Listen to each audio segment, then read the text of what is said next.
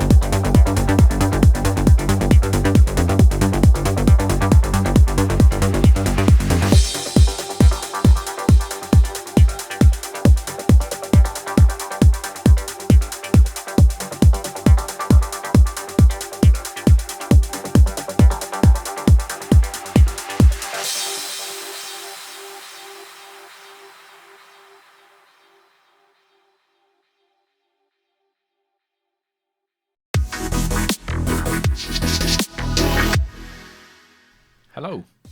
So I just wanted to have a little conversation about how this series of videos came about.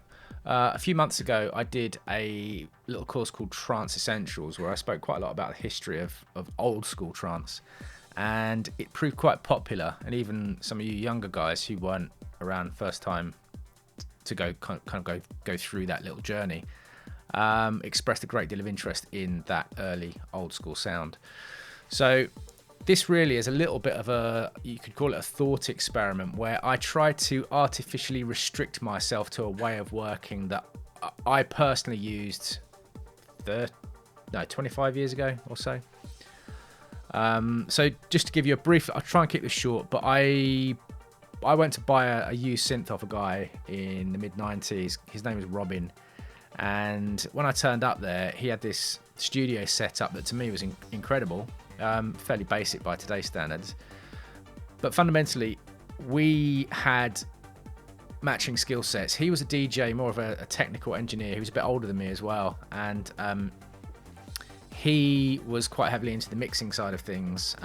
He used to DJ quite a lot, especially around the rave scene. He was quite well connected with a lot of DJs at the time. I was more of a musician. I was into my sequencing. I'll go through a list of the gear we used in a minute. But my skill set matched with his skill set, and we ended up making quite a few tracks together. Now, he had this big Soundtraxx 24-channel mixing desk. I can't remember exactly which one it was because I didn't know anything about them at the time. And he was running that into two ADATs, Alesis ADATs, which were the very early option that we had for digital recording at home.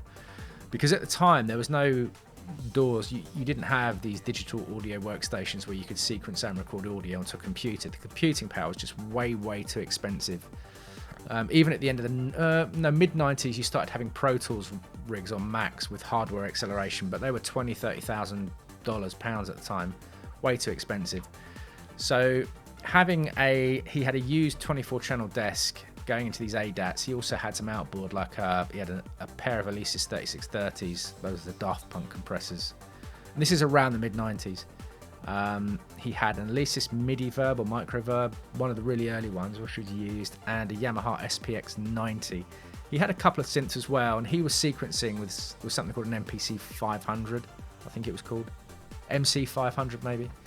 But the MC 500 was very clunky to use.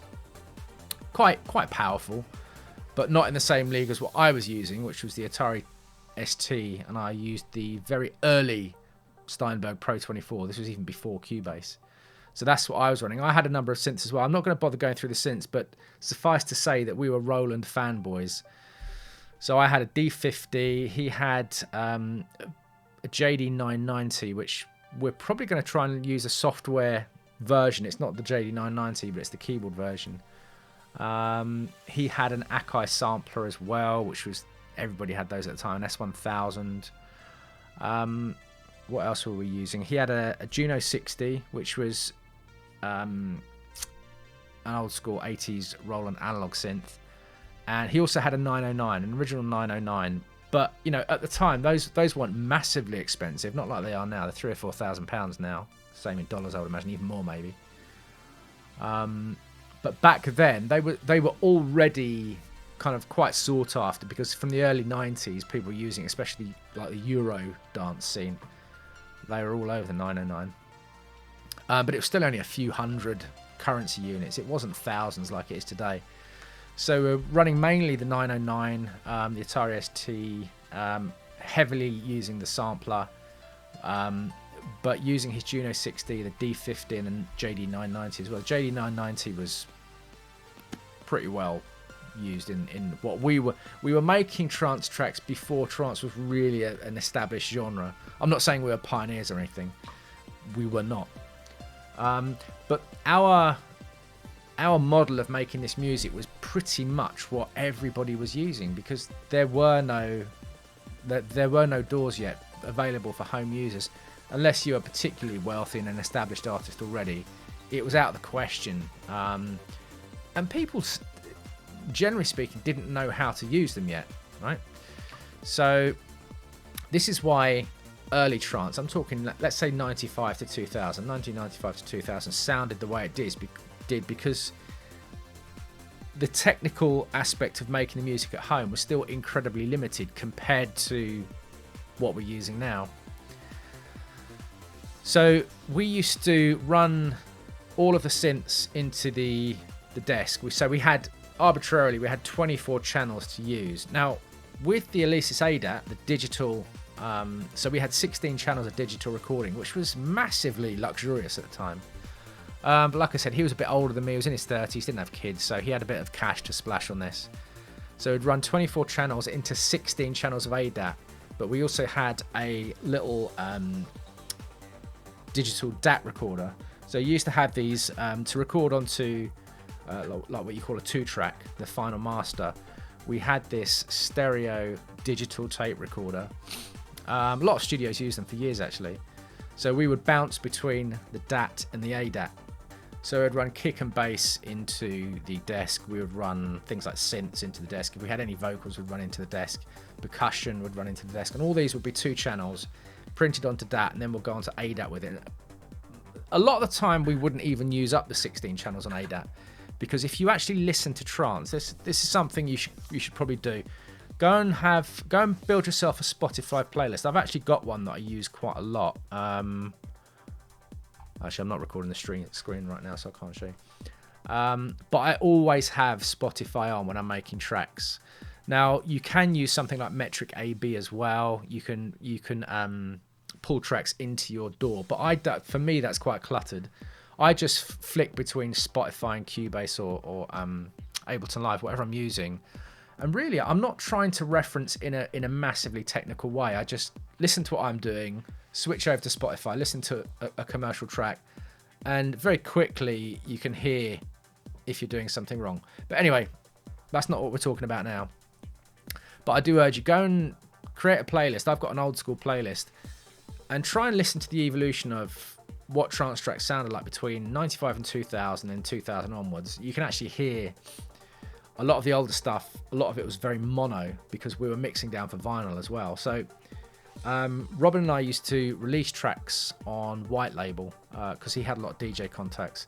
So we'd make a track, we'd print up. We ended up getting to the point where we could print up about 500 records. That was our limit.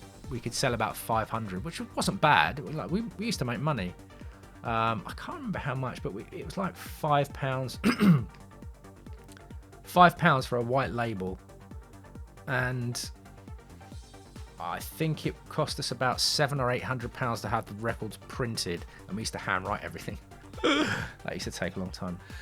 So yeah, we would make every track. We would make a couple of £1,000 maybe if we were lucky for a month's work, split between the two of us. So it wasn't a full-time job, but we did okay. So yeah, the idea here is I'm going to actually use Cubase. You guys have seen me use Ableton Live for almost everything, but I'm going to switch back to Cubase because Cubase, the linear workflow of Cubase, is far more similar to the way we used to work with Pro 24, and also laying things out onto ADAT. And this is one of the reasons I'd never go back to using tape, because we were sequencing from a computer, and the computer had to be synced to the ADAT and the tapes had to start. Every time you press play on the computer, the tapes had to start. This is what I left to him, because it's just like, I don't know how this works.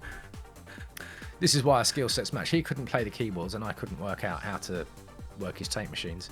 It was like voodoo.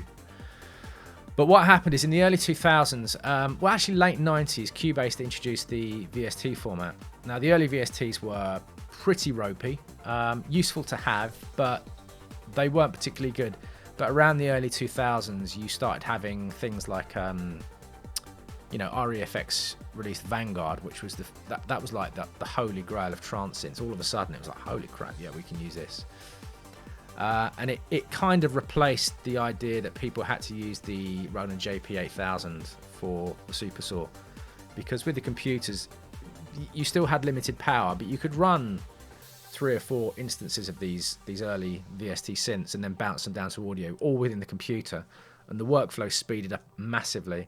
And again, if you create these Spotify playlists, listen between 95 and 2000 and 2000 onwards, you can hear this massive upturn in kind of audio fidelity as people were able to layer more and more stuff together with easy access to EQ and things.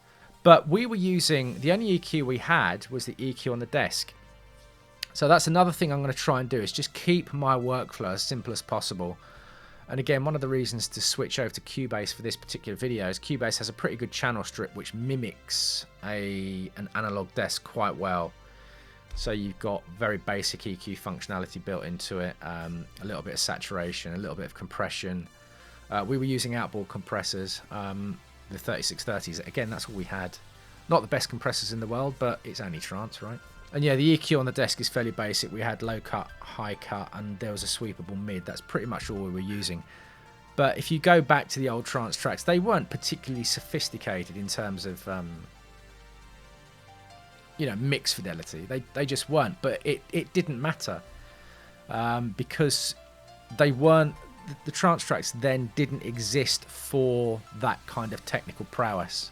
They were really about the journey and the emotion, and emotion's an important factor in that style of trance.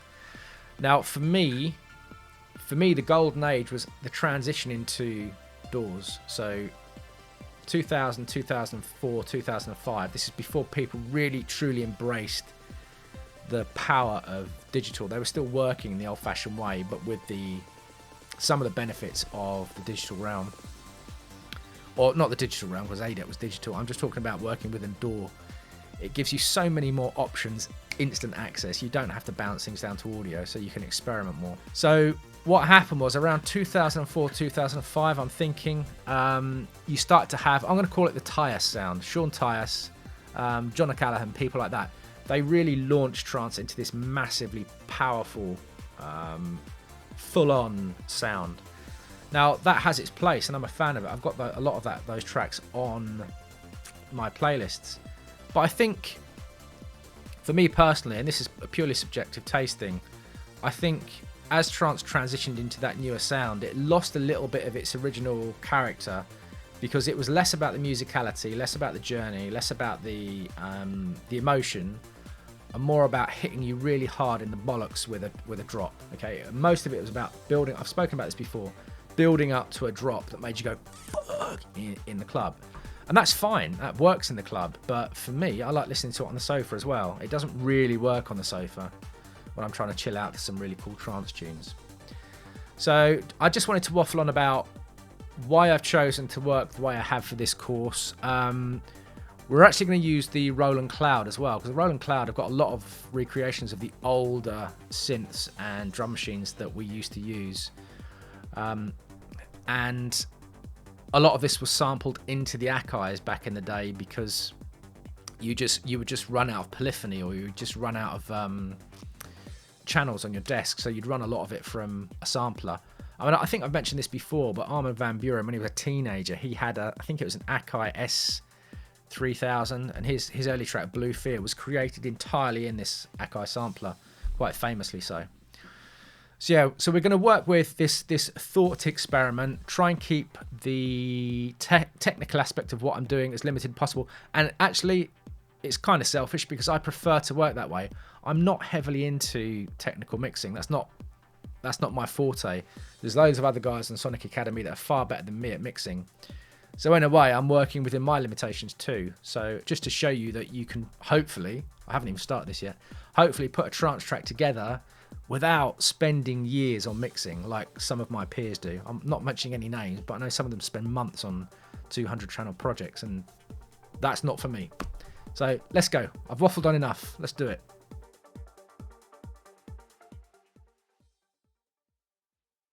Hello friends. In this video, we are going to just get some basic drums up and running so that we've got something to work to. This is how I used to do it. Just get boop, boop, something going, and then we'll worry about everything else later. Let's go.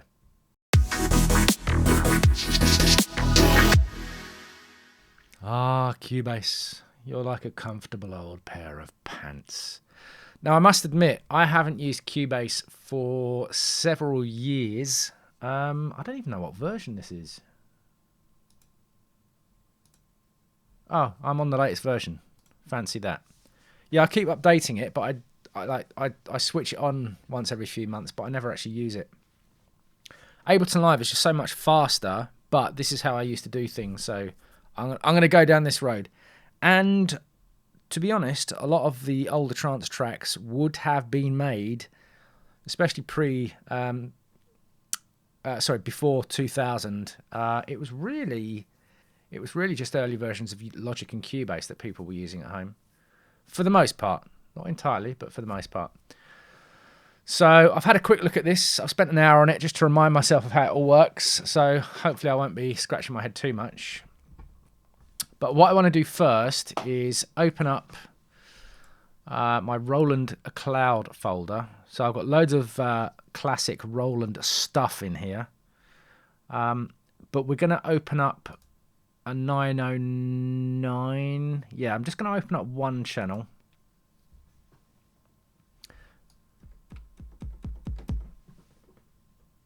Should be loud enough.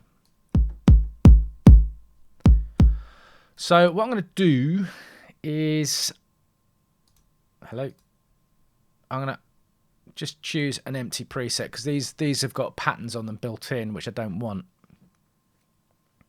So once I've got that, I'm going to duplicate this channel a few times. So the idea is you can actually, we used to run the 909 with multiple outputs, and I think from memory we had 6 channels on the desk dedicated to the 909. So it's something like kick, clap, hi-hats, and then we rarely used the toms, but they had their channels as well, and obviously snare. But I'm going to give myself a couple of channels to work with to start with, and we are just going to put in, you see me looking down a lot because I can't remember most of my key commands. So the first thing I want to do is I'm going to whack this velocity up to maximum and give ourselves a kick. Oh, what tempo do we want to work in? What should we work in? Wrong way. I'm not going to go up to 140. I'm going to start with maybe 136. Let's see. We can change it later, of course. So one of the benefits of using the cloud version of the 909 rather than samples is that we can do some tweakage.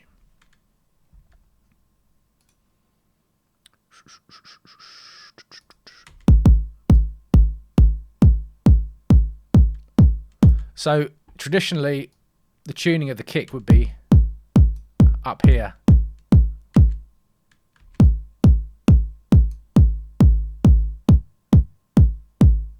But we'll fiddle with that later. We don't need to make these decisions right now.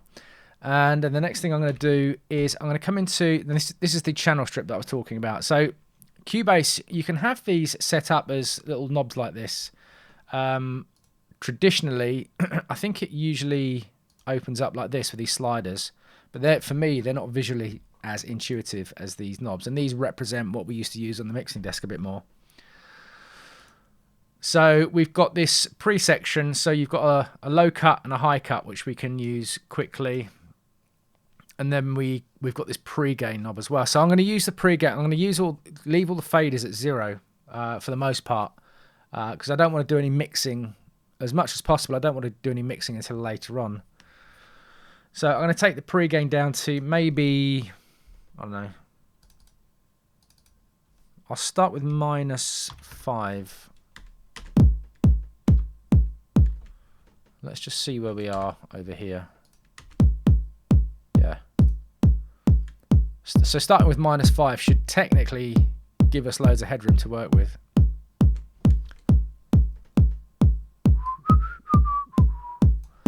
As the kick's going to be the loudest part.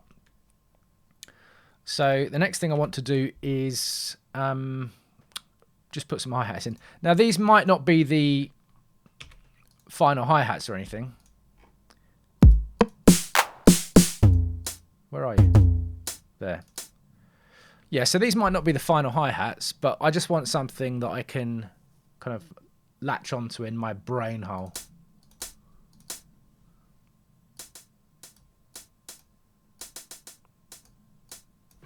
Do something like this. Might be too much. So what I find is when you're starting out a track, if you start messing with the velocities of these hats too much too soon, you can get to the point where the quieter hats are not sitting in your mix enough. And you're mixing the hi-hats to this loud one, and then as you pull that down, everything else disappears. So we'll start off something like that. We can always change it, because I'm going to just work with 1 bar to start with. So it sounds like those hats are panned a little bit in the plugin.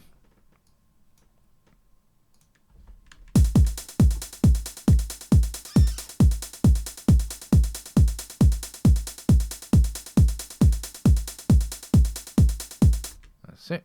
I'm going to keep everything centered for now. I don't want to use the panning in the plugin itself. I'm going to use a panning on the mix console if I do it. Let's start naming these. So that's, how do you name stuffing? Kick, close hi-hat. Let's do an open hi-hat, and maybe we'll do a clap as well.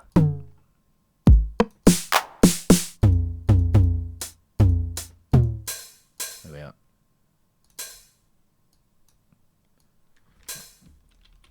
Oh no, that's not what I want to do. I'm used to doing this. See, I'm used to doing this in live, and it kind of copying and pasting over that whole event. So I'll just do it that way. No, I don't want to do that. There. Does that still sound panned to you? Ah, I'll tell you why. It's because I've panned the wrong one. Haven't I?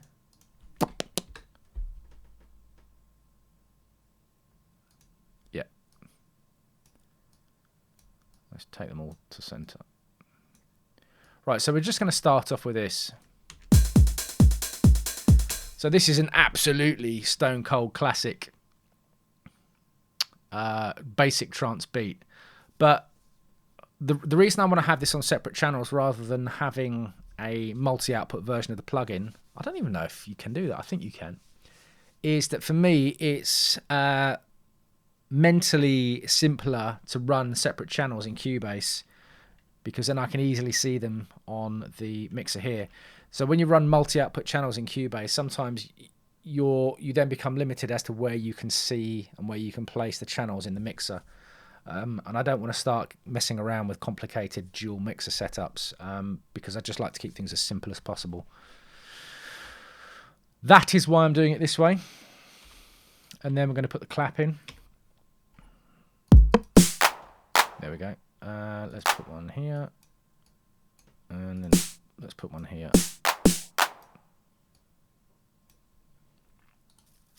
And in fact, what we'll do is we will put the snare in as well.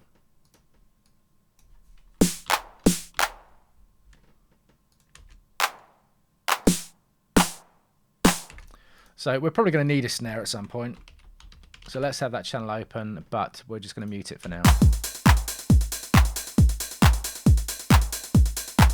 Right, so that's pretty much all I want to do. Now, what I will also do at this point is I will set up 2 group channels. I'm probably going to use more, but I'm going to set them up for now. Let's just add those down here.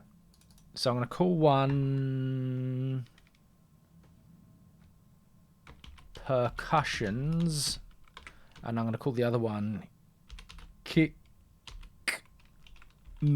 bass, because when I add the bass I will definitely be bussing the kick and the bass together. That's something we used to do. We used to run those through the 3630, but I'll use it's just a standard Cubase compressor for that. So to start with, this would have been the start for almost every trance track we've ever made. This exact pattern.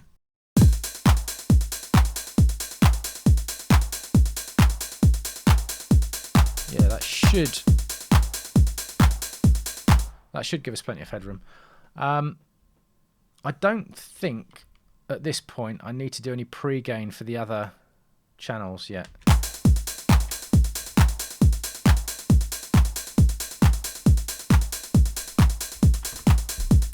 I might put the clap down there. Let's see what the snare's doing.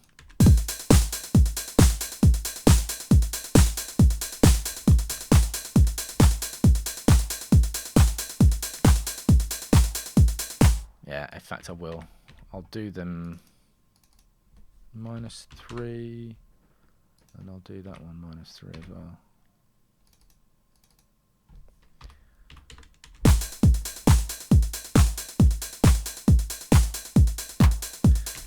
Yeah, so I mean, this is just a tiny little bit of pre-mixing. As I said, I don't want to get involved in mixing at this stage. I just want to get everything balanced with the pre-gain controls. And I may use some volume controls on plugins, other plugins that I use. But that's pretty much all I want to do with the drums for now. The reason I've got those there is I need a backing for the bass line. And the bass line is going to be one of the most fundamental part of the tracks. And I'm not going to do multiple bass lines for this. The Trance Essentials course I did, I was talking about, you know, using mid basses, etc. But I may have 2 bass lines or 1 bass line and 1 pseudo bass line. But I'm not going to get complicated with this because it's not how we used to do it. So I do hope you found this useful. It's probably nothing that you don't already know, but I'm just showing you how we get set up initially.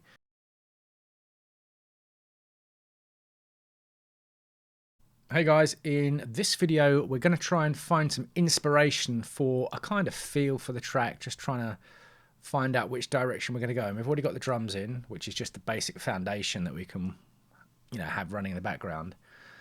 But it's at this point I would try and figure out which direction I wanted the track to go in. So let's see how I would do it and how I would start.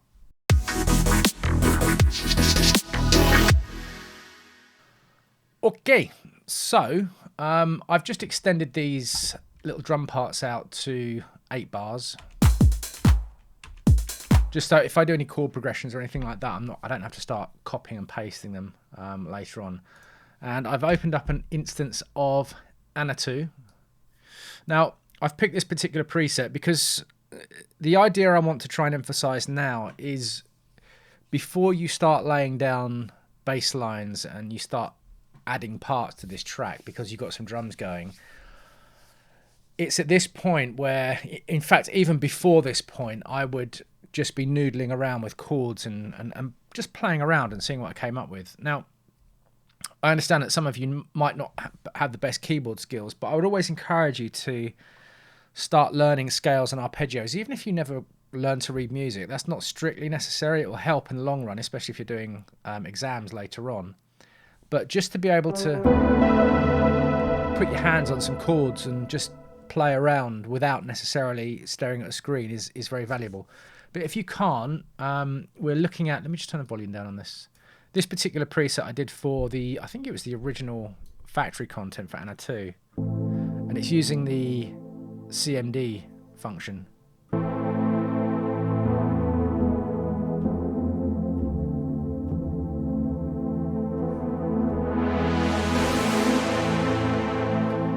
So it's very clearly a trance sound. It's called One Finger Armin, State of Trance. Simply because it's basically a trance chord progression in a preset. And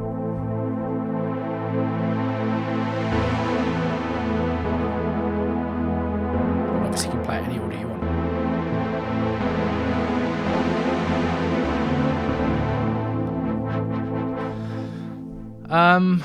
But you don't have to use that. We can switch that off. And I would just start.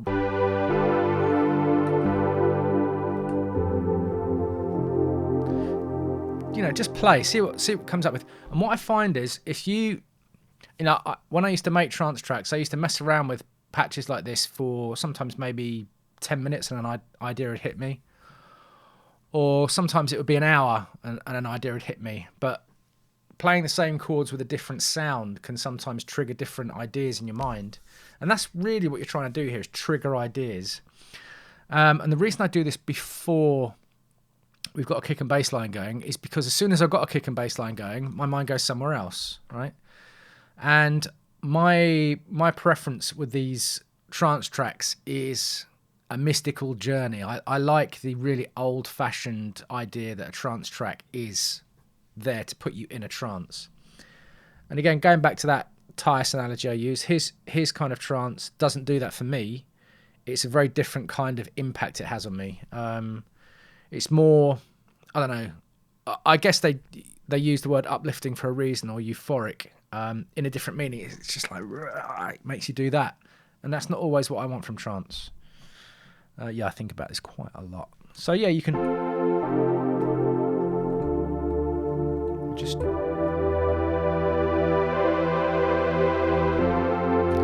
just play until you think, oh, actually, I like those 2 chord progressions. I'll record those. But again, if you can't do that, try some of the presets with the command function, not command, CMD function, chord memory device. There's loads of presets that use those. You don't necessarily need to use this one. But alternatively, within Cubase, there is the chord pads. Now, not all software will have this. I believe Exfa, the guys that do Serum, I believe their Cthulhu plugin has a similar functionality to this. But this will allow you to splice a load of chords together on single notes. So you can have these chords set up and you can play the notes in and just keep playing them until something hits you and goes, oh, I like that progression. I like going from this chord to this chord to this chord.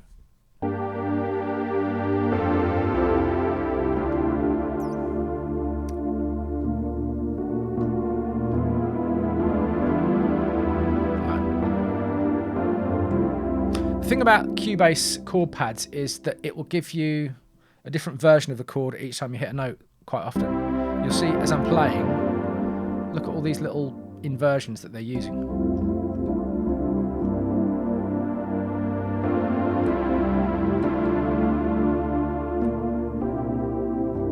Yeah, quite like that.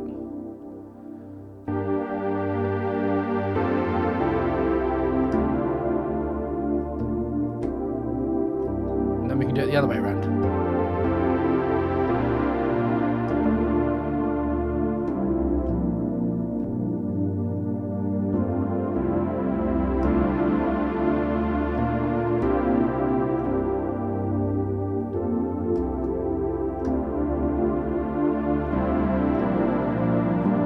Yeah, something like that would work, right?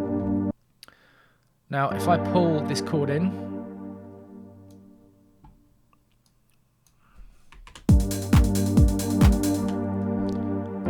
is it this one next?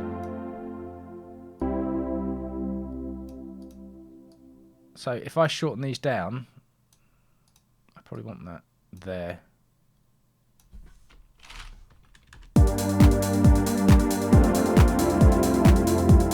Yeah, see that other chord is still playing. It doesn't chop it off properly.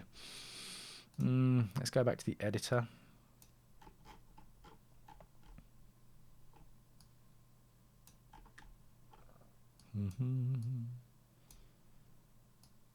There's probably a setting that I'm not using properly, to be honest, because again, I haven't used Cubase for a while.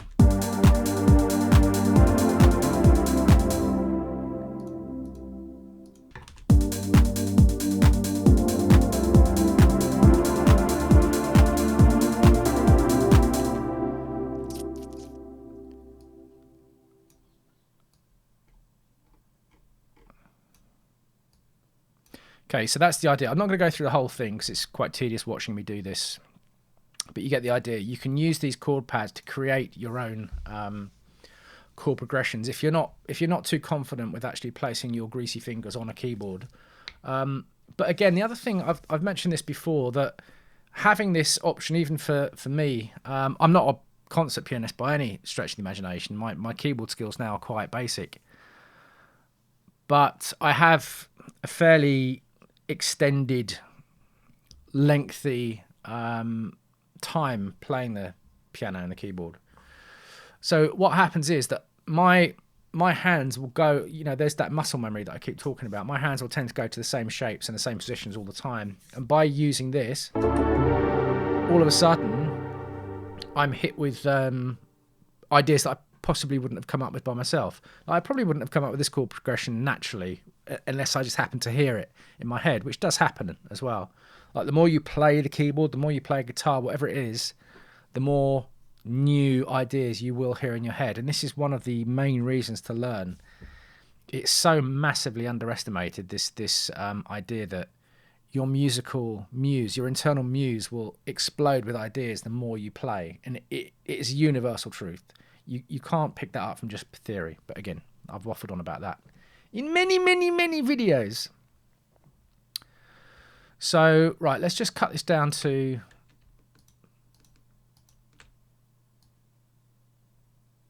half the amount of bars, because I'm gonna do the rest of the chord progression off camera, because it's just tedious watching me fiddle with this, but you get the idea. And if this seems kind of not very organized or not very prepared, this is deliberate. I'm kind of doing this on the fly.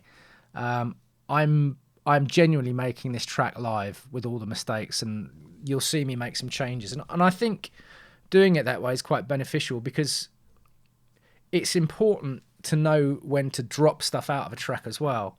You know, I used to make the mistake a long time ago of trying to keep something in a track that genuinely wasn't working. You try and shoehorn it in. You might spend 3 hours trying to shoehorn something in. It's just absolute crap. But there's something in your head that likes it, so you decide that you want to keep it, but you shouldn't. Do you know what I mean? So while we're here, I've just noticed that this snare channel is all called clap, which is going to drive me nuts. So let's just rename that snare. I think this is how you do it. Yes. Oh, my memory works.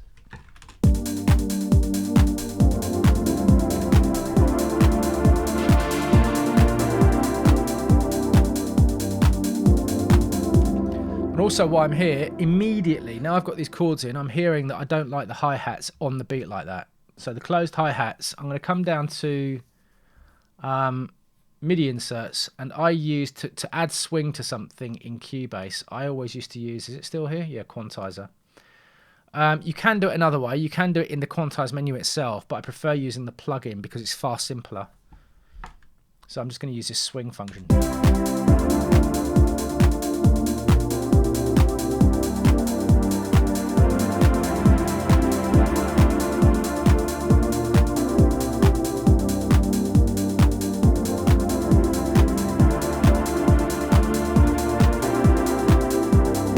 About 40% is where I want to hear it right now. So obviously I can apply that Quantize plugin to any MIDI channel I'm using. And again, what I was touching on just now about not being prepared, I know this is supposed to be how we get ideas, but this is part of that process. You add one thing and then you hear that you want to do something with something else. So immediately I'm hearing these like little plucky riffs going off in my head because of this particular chord progression. Now it may be that I end up not even keeping this pad, but the pad's there as almost a guide. It's almost like the conductor of the ideas that I'm trying to come up with. And you may find that for most of the track, this might be something that's introduced in the break. And you may find that for most of the track, you're just stuck here.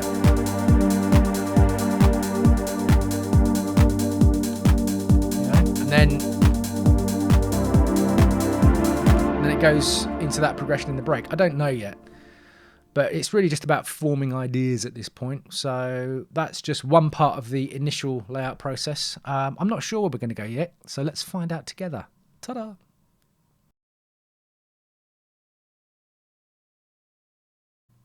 Welcome back.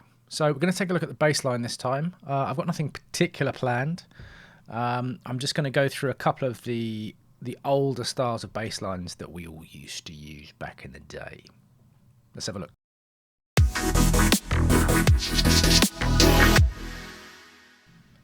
Myself and Robin back in the day, we used to use the Akai sampler a lot for bass lines. I'm not going to do that because I'm not saying it's cheating, but it's no, I'm not going to do that.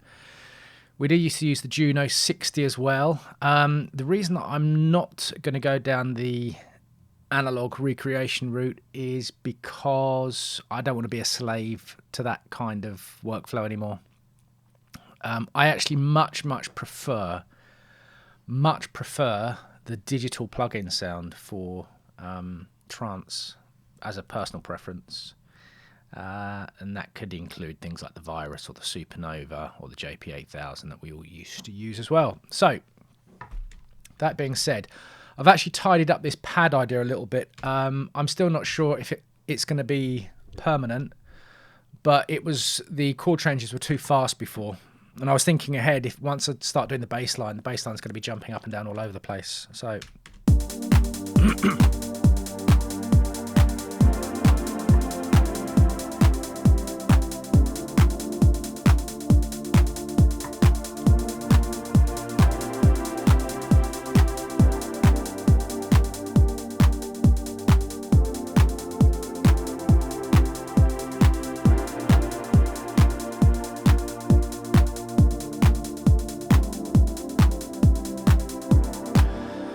So I've basically halved the speed of the chord changes. So in terms of bass, I've opened up an instance of Anna here.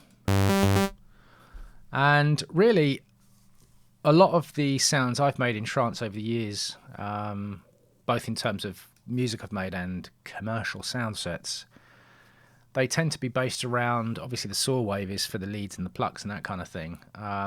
But really a lot of other stuff is, I think I've talked about this before, is a combination of a square and a saw wave works really well together.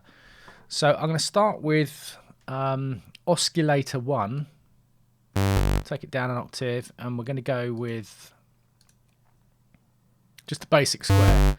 Like I said, I'm not going to delve into any analog specific stuff. Doesn't matter for this. And on, do I want that an octave down? We'll see in a minute. Oscillator 2, we're going to take a saw, probably 3 or 4 voices. It's just a little bit loud.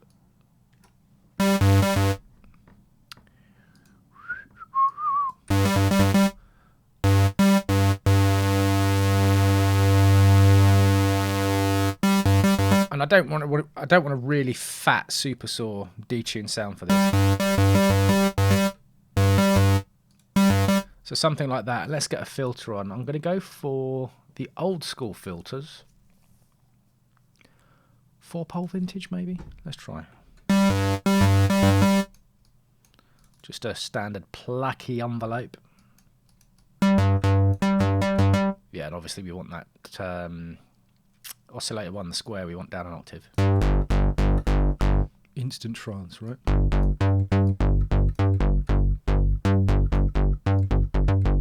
And we can refine the envelope amount and the envelope shapes once we get the notes in. So there's a couple of ways we can go with this. No, that's not what I want. I don't want the video player. I don't want that either. I need to zoom in. I'm still finding my way with Cubase, obviously. Delete those. So we'll give ourselves a bar to play with.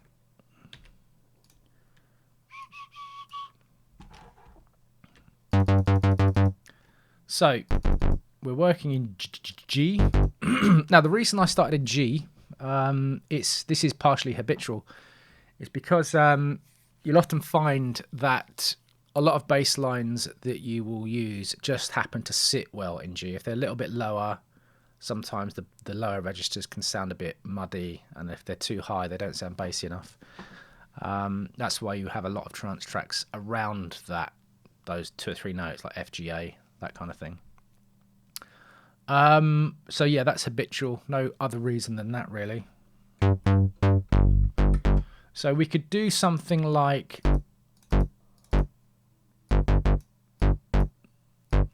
Oh, hang on, I haven't got any velocity set up on the envelope, have I?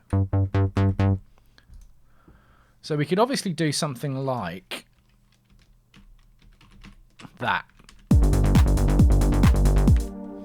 You know, that's simple enough.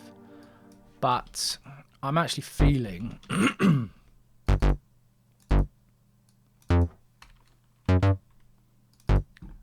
the classic,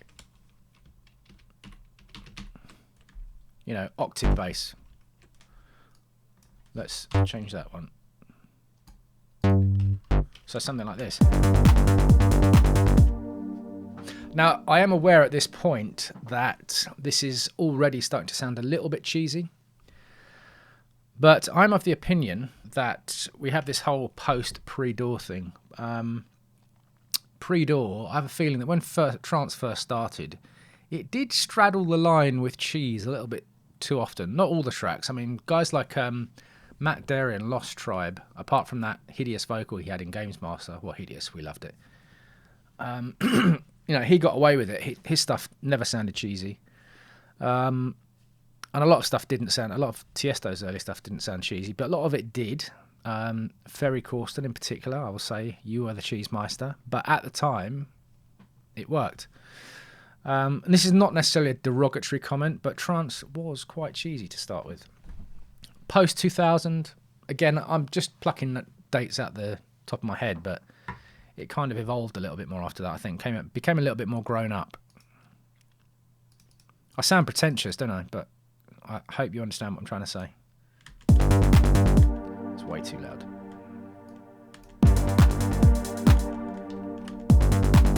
I know, we'll just keep it where it is for now. And now what we need to do is figure out where we're going to put these notes. I think that one can be duplicated.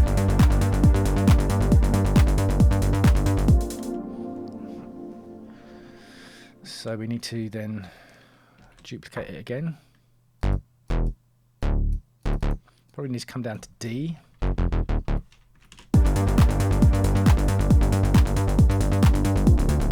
No.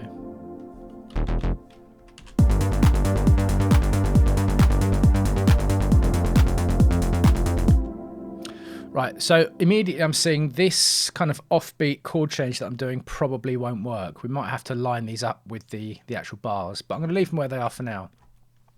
But again, we're looking at an evolutionary process.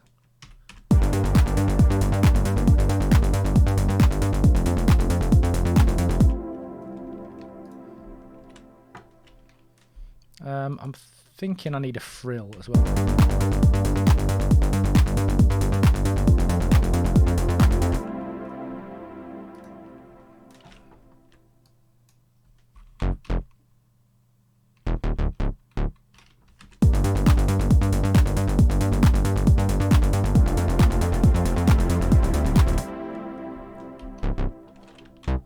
See, that's going to be too low, I think.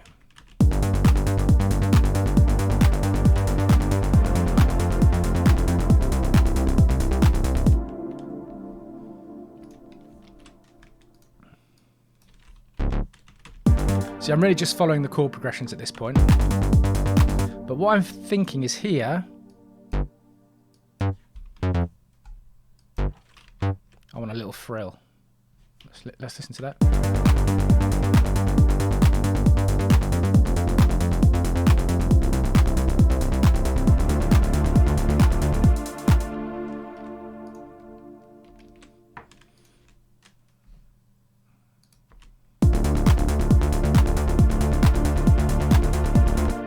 So that's going to have to come down to B, which almost certainly will be too low. I'm not always following the actual names of the chords. Sometimes you get away with the bass line cannot actually be following the chord progression because it will resolve itself later on, but sometimes it just sounds terrible. So I'm just going to keep it where it is for now, following the chord progressions, and see where we go later. Oh, what did I put there? That was just a plain old arrow.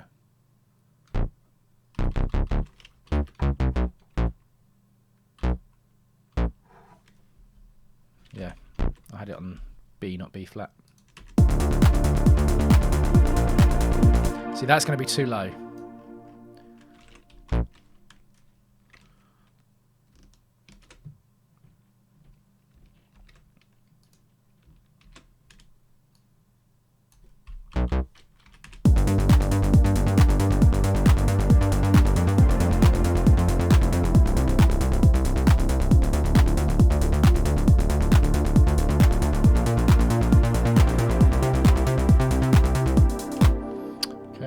To G again. So what I'm going to do is I'm going to take the bass lines I've created for the previous chord changes. I'm just going to pull them over. Just listening as I'm going.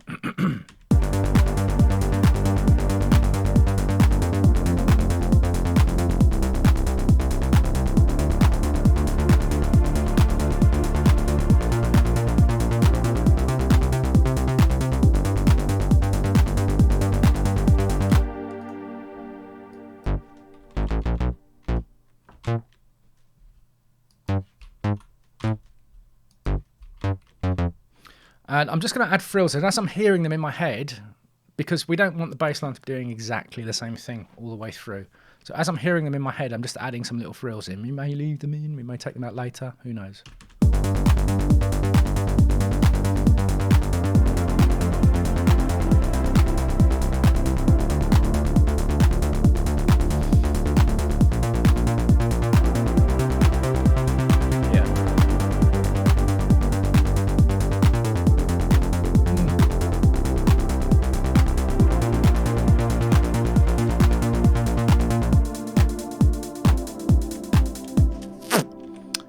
Okay.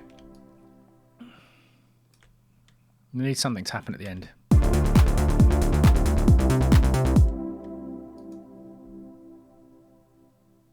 Not quite sure yet. Let's have a listen to that.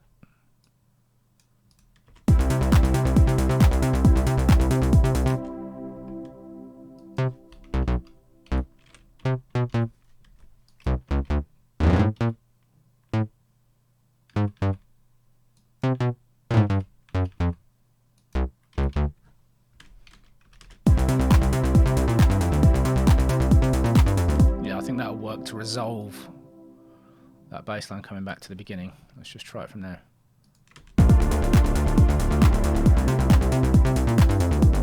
Yeah, I mean, it'll do for now. So first thing I want to do is just play around with the wrong one. Just play around with the envelope a little. The filter's a little bit too open.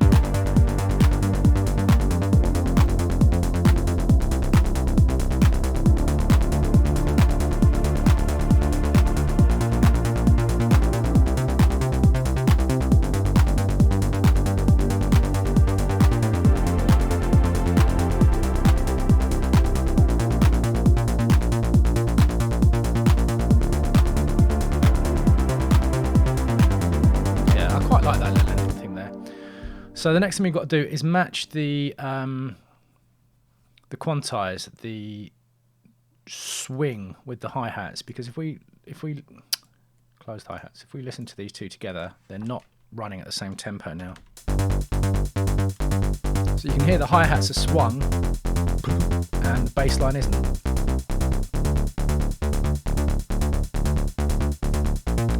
So let's match it. We were running at 40%.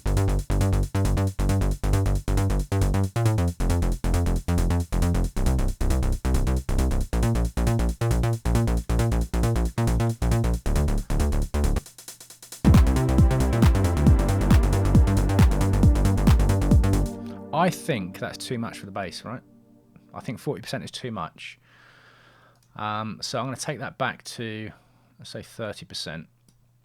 But we're going to have to do the same thing with the hi-hats, just so that we haven't got them kind of off each other.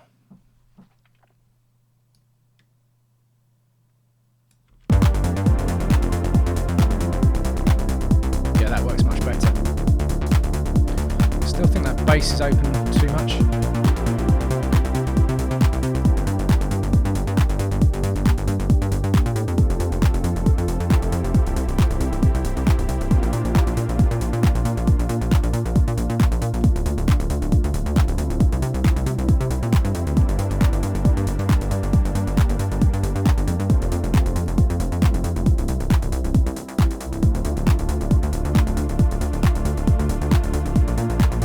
So we're not going to be doing much mixing at this point, but I just wanted to make sure we didn't have any top end coming off. What I do want to do, top end coming through too much, I mean, is I have taken a little bit of the bottom off this pad already, but it's still too prominent.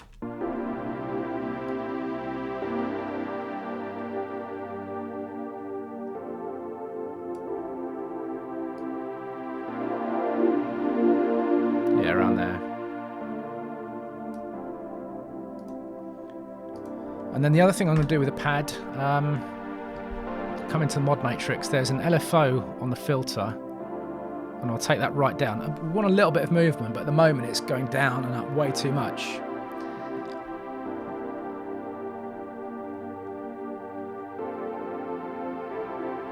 Yeah, that's a bit better.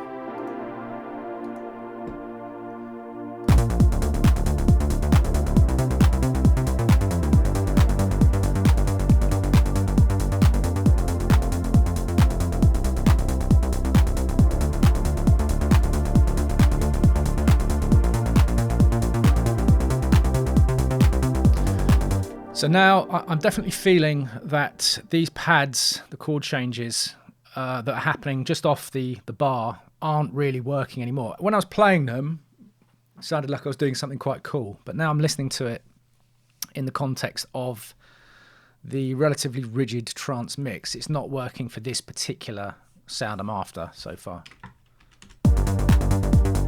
But try and notice that I've done virtually nothing with this bass line. So we've got, I mean, this EQ is doing virtually nothing. And we've got no effects on it, no compression, no distortion, none of that nonsense. And at this point, I'm trying to get something down as quickly as possible so that we can start working from left to right. I've actually done a video recently, which I don't think has been published yet on Sonic Academy. It probably will be by the time you see this, about some of the psychology of getting a track down as soon as possible, or ideas down. And working from left to right is the way to go. And that's really what I'm trying to do here. I mean, at this point, we've been working for 45 minutes to an hour. If I wasn't doing this on video, you know, you'd probably do this a little bit quicker. So we're just trying to get the initial spark of, what's the word I'm looking for? Inspiration down as quickly as possible. So I don't want to get involved with mixing and stuff at this point too much.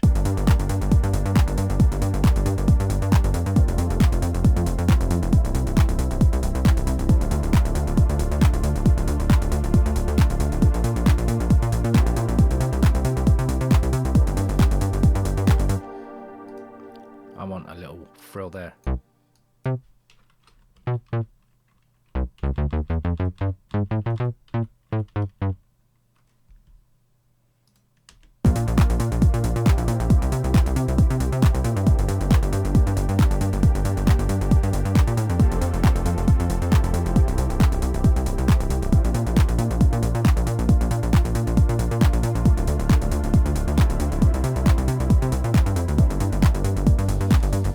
That'll do for now. So there's a number of ways to look at doing bass lines for trance. I'm a big fan of having one bass sound, just taking on the load of everything. I think it's much easier to have that one bass sound as a particular part of the track and have its own identity. Once you start layering things up, you just get a kind of mush of bass, and it can work fine. It's just not the way I particularly want to do it this time, I don't think. I may add another layer of something a little bit more driving, because you want it to have the body, like the weight, but driving bass lines tend to be a little bit more mid-forward. So it depends where we go. And like I said, we are straddling this idea of post, pre-DAW, post-2000, pre-2000. And this idea that old school trance had a cheesy and kind of unformed beginning, and then it kind of grew up and found its way. And I'm not sure in that timeline where I want to sit at the moment. Again, deliberately so. But something you could also do, remember I have added some velocity sensitivity to the filter envelope. So we could do something like that at the end here. And that will add a little bit of emphasis to that little frill at the end.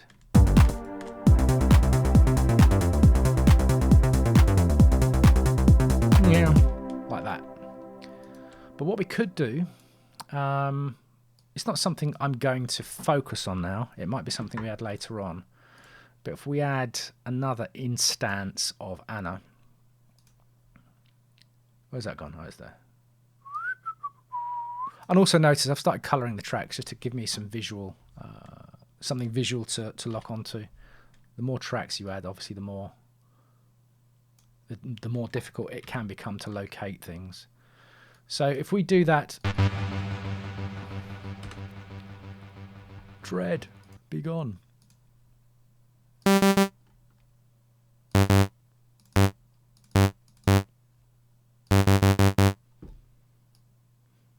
We can do the whole kind of psytrance style bassline thing.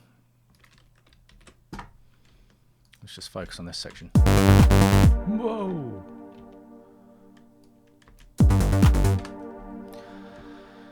And then we can do another kind of a similar kind of bass line. So we'll do a square. Maybe this time we'll do a saw, but we'll have a little bit more. Let me just solo this one.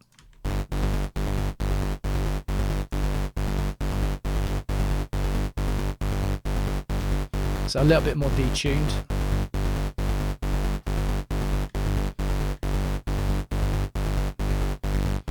I'll go for a 2-pole this time and just make it a little bit snappier.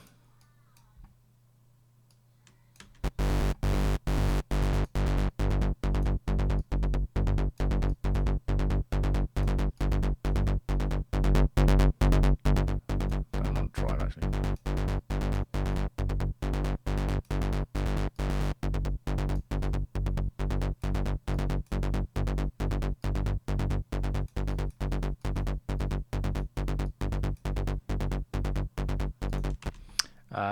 We're going to need to add the quantizer on this channel as well.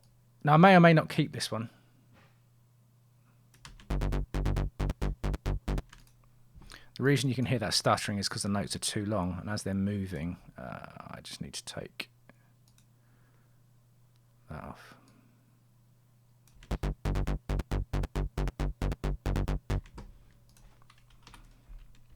So basically what was happening there was, as I was adding the swing, because the notes were right next to each other, as you move one over, it's cutting out the next one. Does that make sense?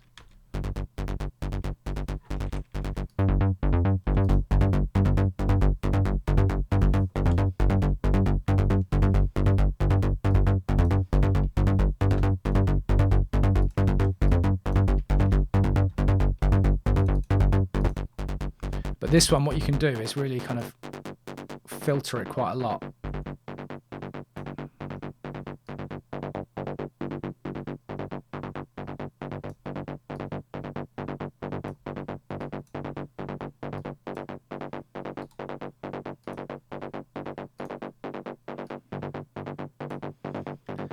And then obviously with these kind of bass lines,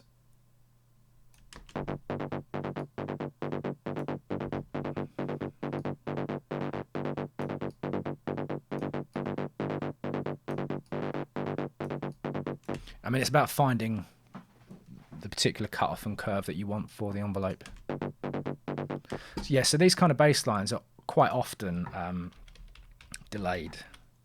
So I'm going to stick Echo Boy onto this. My favourite. I won't let that one go.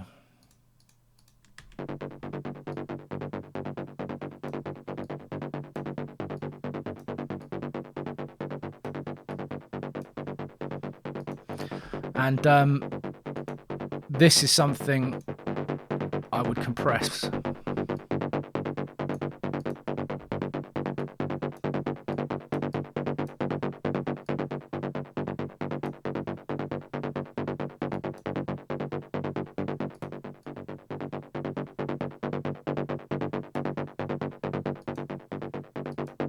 Yeah.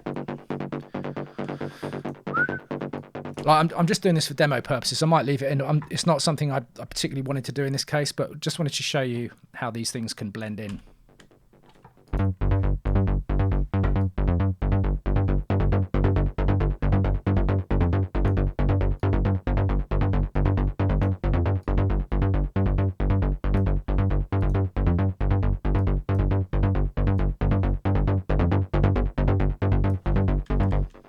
And what I might do, actually, thinking about it, is take it up an octave.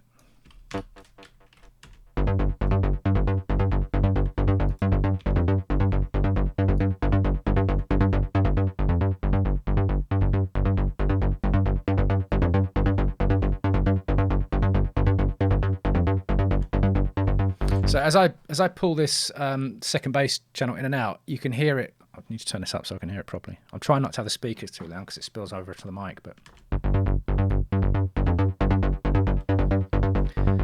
so that doesn't take away from the bass line you've already done, but it does add that kind of MIDI crunch. This is definitely heading towards the newer stuff. So.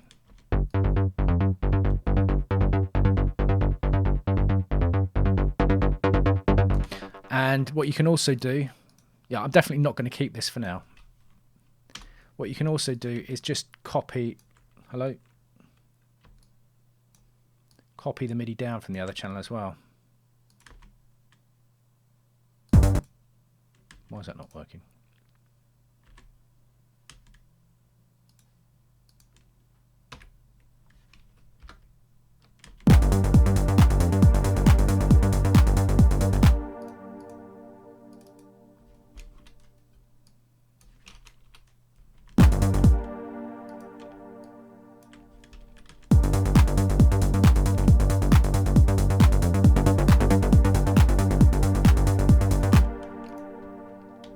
Because I had it turned down.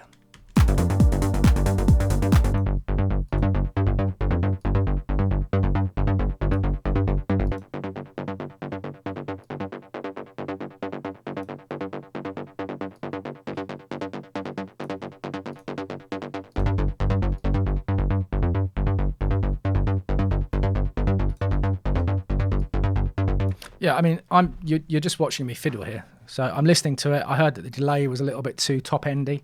But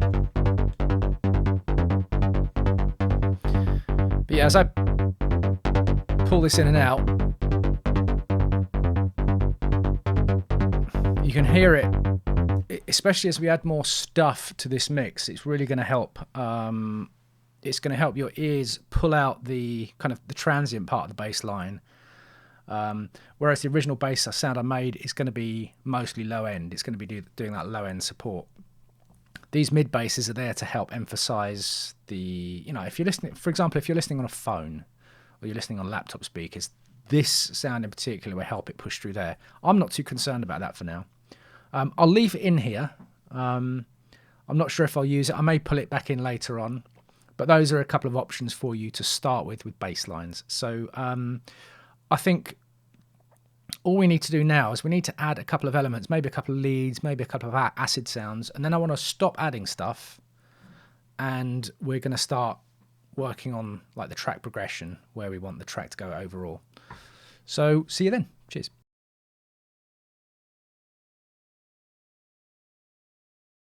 Hey guys, welcome back. Before we go any further with this track, I just wanted to do a little bit of housekeeping, tidying up and making a couple of decisions before we start working on the track layout. So let's go.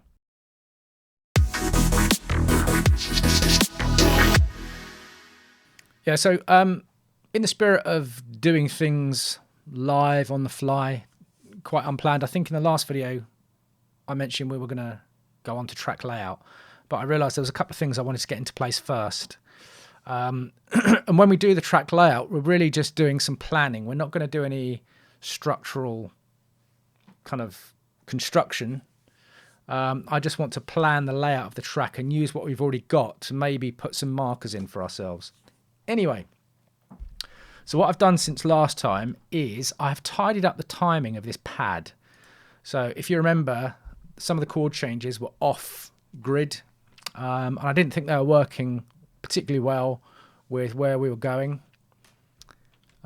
So I've just straightened those up. So it's change, change, change. So they're not kind of mid-bar. The changes aren't happening mid-bar anymore. And I have also decided to keep the mid-bass. I was having a little play with it between videos. All I have done is I've tweaked the EQ in these two spots here. So around 320 Hertz and around 2100 Hertz or 2.1 kilohertz. For no other reason, there's no magical formula about this, for no other reason than when I boosted it a little bit there, it just sounded better. So when I layer this in with the main bass now, it adds quite a nice little twang. I wasn't sure if I was going to do it or not, but now I've decided for now at least we're going to keep it.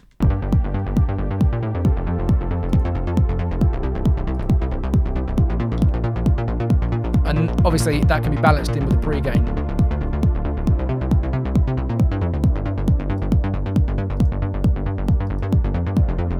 I do think that works well. And the final thing I have done is I've added some loops. Now I've been using Sounds of Revolution Club Revolution Volume 1. And the reason I chose that is because they are quite gritty and grungy old loops. I believe that was the first sample pack I bought after I started using Cubase 15 or so years ago, maybe. I think this sample pack's from around 2007, 2008, so it's one of the early proper trance compilation sample packs. So the reason I've done this off camera is, it took me 20 minutes or so to find 3 loops, and it's not something you want to watch me do, really. But I'll go through the reasons why I chose them. So this is the first one. Do you know what I mean? Really lo-fi, really kind of grungy. I've got a number.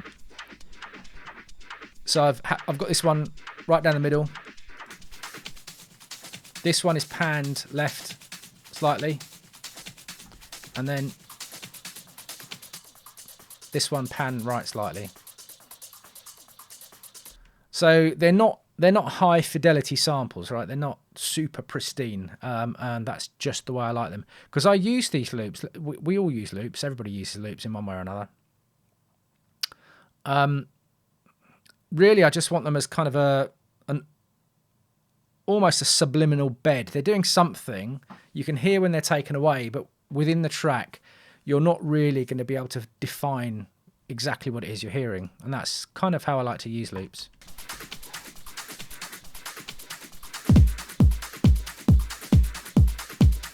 And this is the programmed hi-hat from the 909. That's adding the definition. And then the open hi-hat, which is the drive almost. And I am aware at this stage that the kick is quite anemic. Deliberately so, because I don't really want to start shaping the kick until we're a little bit further on into the track, because it kind of dictates where you go elsewhere. And even though the kick is the fundamental part of a trance track, along with the bass line, I've always done trance tracks backwards, to the point where sometimes I change kicks. Like I've got the trance track like 75% done, and I'll still change the kick. It's just the way I do it. You don't have to follow the way I do it, but that's just the way I do it. So in terms of processing on the loops, I haven't done anything so far. So I want to, let's just take all the solos off. And all I'm going to do again is take out some of the lows.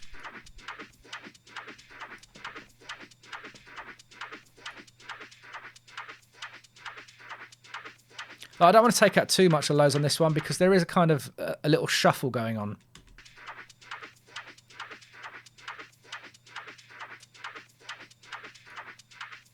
Now, that's too much. You're taking out too much of the character there.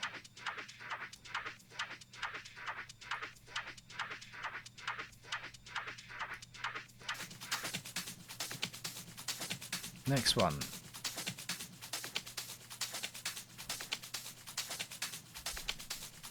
Yeah, probably about there.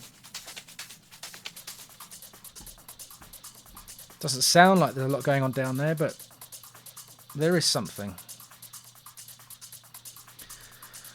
So again, the reason I'm using this Cubase EQ like this with the knobs is that it pretty much mimics, we've got one extra band to use here, but it mimics what we used to use on the desk. And again, I don't want to be a slave to exactly what I used to do 25 years ago, but I don't know, it's just, like I said, it's a thought experiment, so let's try and keep our options as limited as possible.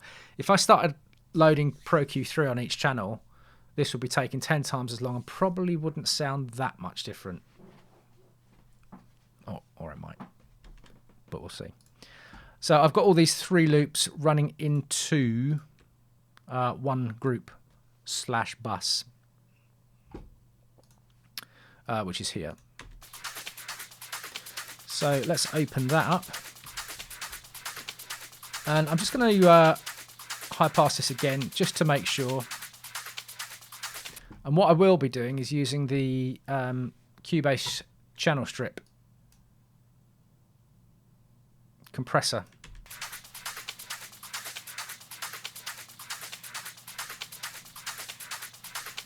So what I'm going to do is I'm going to pull the threshold all the way down. I want to overemphasize what I'm doing, because I just want to catch some peaks.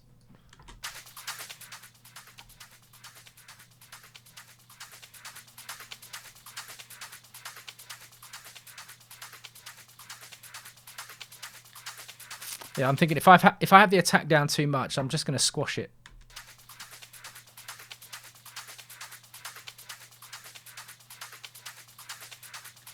Right, so as I get to around just past 30 milliseconds, try and listen to what it's doing to the stereo field. It's just allowing a bit more of the stereo information to come through. I think that's what I'm hearing anyway.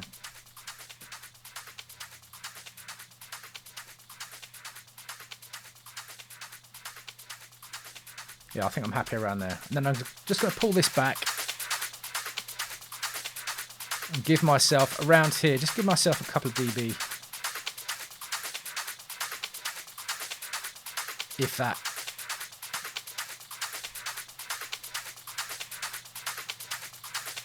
Yeah. Good guess, 1.98.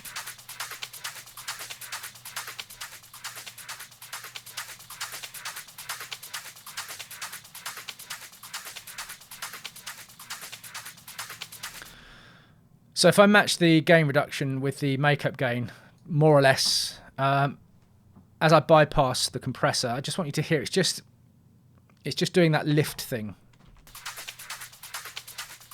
So that's quite flat,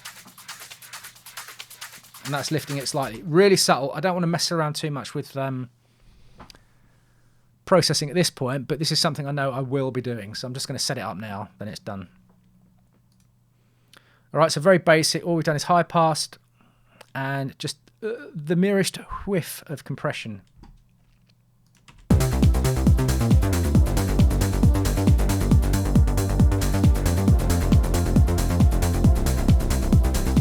And give ourselves a rough level with a pre-gain as well. Okay, so that's done. We don't want to mess around with that anymore.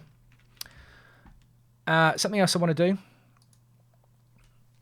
is I'm going to use this plugin here. Oh, can we hear angels sing?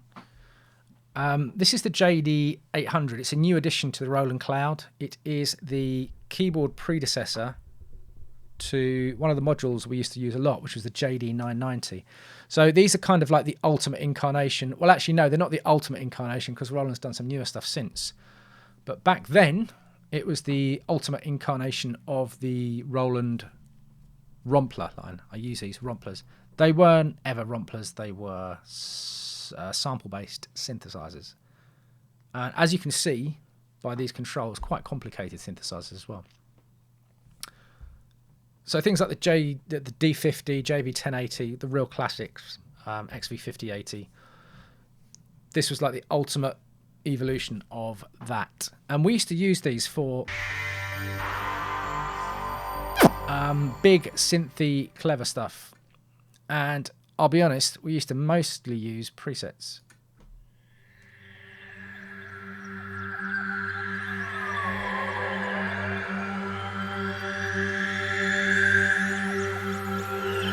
But they're odd synths. They kind of straddle the line between these fantastic ambient monsters and kind of cruise ship crooner synths. Because we've still got... let's have a look what we got in here. Right, who's going to use that?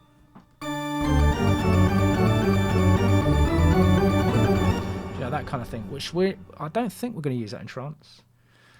And they had a load of cheesy stuff as well.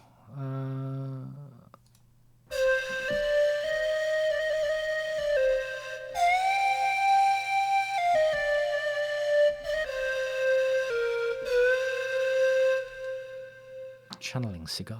I mean, it's... Some sounds are cheesy, right? And they end up coming back round into fashion. I mean, there was a while when like analog synth sounded a bit cheesy, and now they're well back into fashion. This will never come back. That is my prediction. But it is what it is. People used it back in the day. But actually, I'm waffling in. The sound I wanted to use is this. So it's... Oh, yes. It's fairly easy to make in any synth, but I'm just going to turn these effects off because I'm not going to need them. There is a very plasticky fudginess to Roland digital filters, which is appropriate. And I just want to set this up as a scene setter. So I'm going to give myself, let's give myself 4 bars of this. 2, 3, 4. Is that right? I can't see where my quantize is. No, it's not.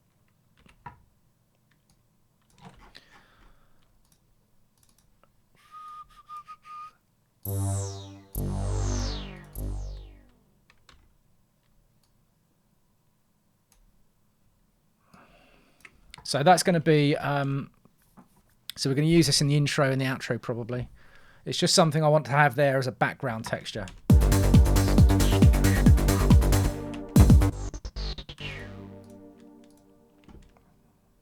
I've cheated. Right, so this I set up previously. So something that was always done, and you'll recognise, is the gate effect. I actually forgot I had this switched on. But the actual sound itself,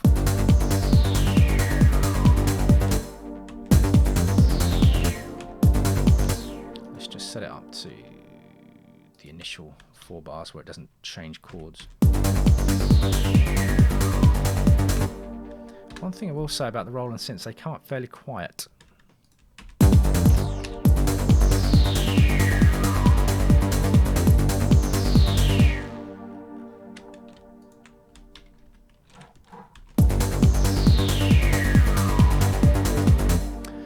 And the obvious thing that we're going to do is turn this trance gate on, because you'll soon see why. Why would you not do that when making an old school trance track? So all I've done is I've opened up LFO Tool, and they have trance gate presets. Just flicking through these presets. Ooh.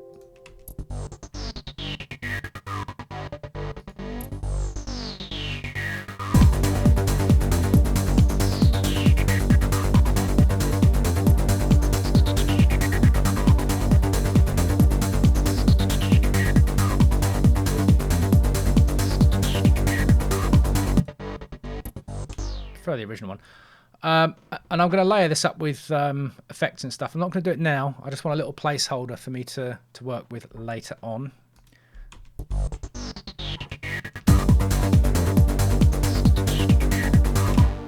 And then the last thing I'm going to add is I'm going to give myself a little kind of acid stab synth sound as well. So we'll open up Anna 2, get rid of Dread.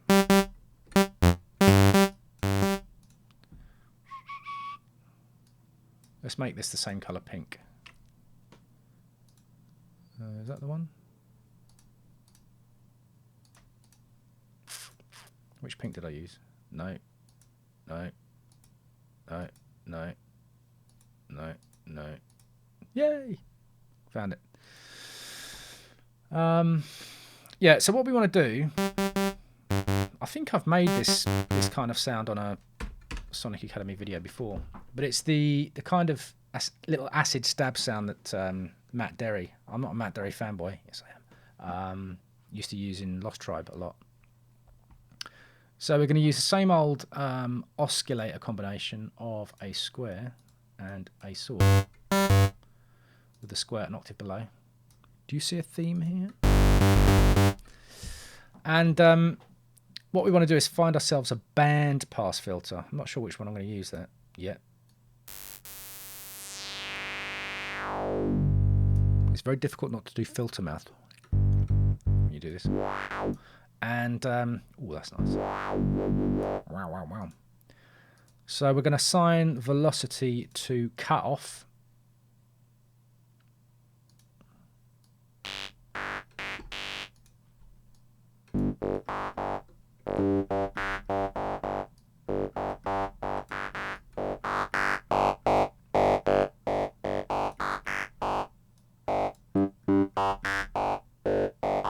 And I just want to find the sweet spot.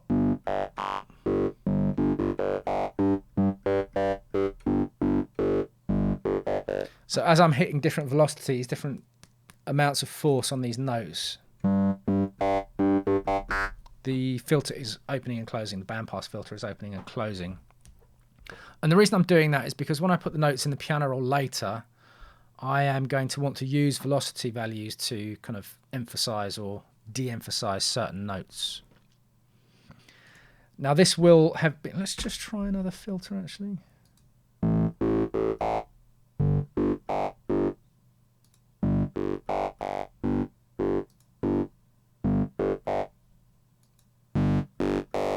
No, I don't like that one.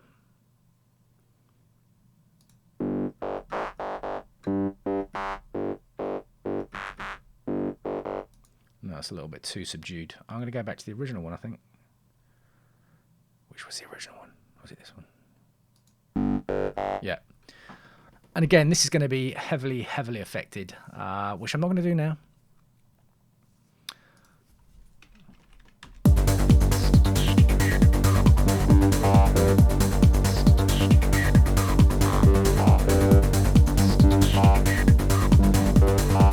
Yeah, so we're going to use that for little incidentals, background effects, and just atmosphere in general.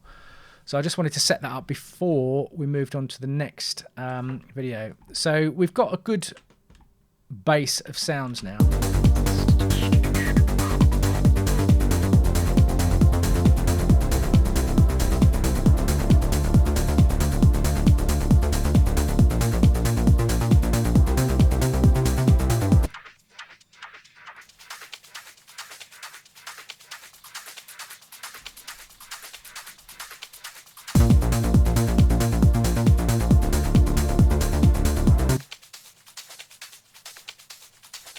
I think the compressor, that thing, is coming through too much now. I think the compressor's making that come through too much.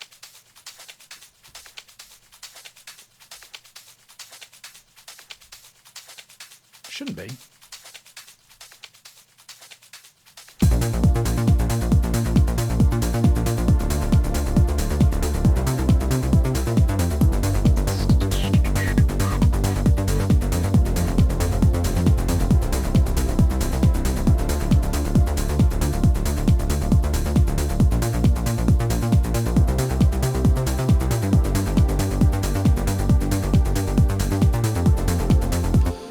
Just something I'm picking up on now. We'll sort that out in a minute. Yeah, so we've got a good base of sounds. We know roughly where the trance track is going to go, but now we need to build on effects, whooshes, white noise. We need to get a lead. We need to get a few other synth parts in. But before we do that, as I said, I want to now lay out the kind of structure.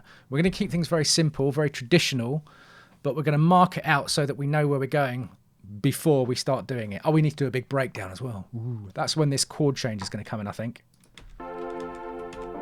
That's going to be the break. Loads of effects, loads of whooshes. Yeah, it's going to work well. So yeah, just a little bit of housekeeping here and just setting things up for later. We will go on to the track layout next. So I'll see you then. Cheers.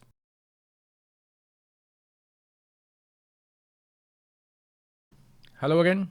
At this point in the track, I wanted to do a very quick layout. I wanted to get myself into the mindset of working left to right, as I've mentioned many times before.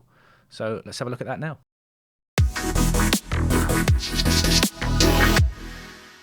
Righty-ho. So we are 1, 2, 3, 4, 5, 6, 8, 16 bar loop. This is where it's very common to start adding layer and layer and layer, more drums, more synths, more pads, more leads, more stuff, then start mixing it, and then you're done, you're stuck. You post it online and you never go back to it. I'm aware at this point that the mix itself is pretty ropey. The kick, for example, needs a lot of work, which we will probably look at in the next video. But for now, I just want to give myself a framework to work to. Now I'm going to leave all this stuff here as my source material, but we're going to go for the most basic possible structure of a trance track. I mean, if you line up, if you download a load of trance tracks from Beatport or wherever you buy them from, and you put them all in your DAW and line them up, none of the structures will be the same. Trance is pretty freeform. But there is a classic overall structure that I want to work to. We'll maybe do some variations on it later, maybe not. Depends on how much time we've got. But first thing I want to do is add a marker track. So layout, we'll call it layout. What color should we have it? Let's make it green, dark green, for no other reason than I don't really care that much. Hello? Put that at the top. So each door is going to have a different way of doing this, adding markers or sections to the top of the user interface. But I'm going to start at bar 25, and we're going to add a marker, and we're going to call this intro. Hello? No, that's not what I wanted to do. Intro. I don't want you either. I've probably changed something in Cubase now that I'll never be able to get back. And what I is going to do is I'm going to take these 16 kick drums and I'm going to copy them over, 16 bars of kick drum, should I say. Today, please. And I'm going to put them here. And I'm going to give myself 7 sections of 32 bars.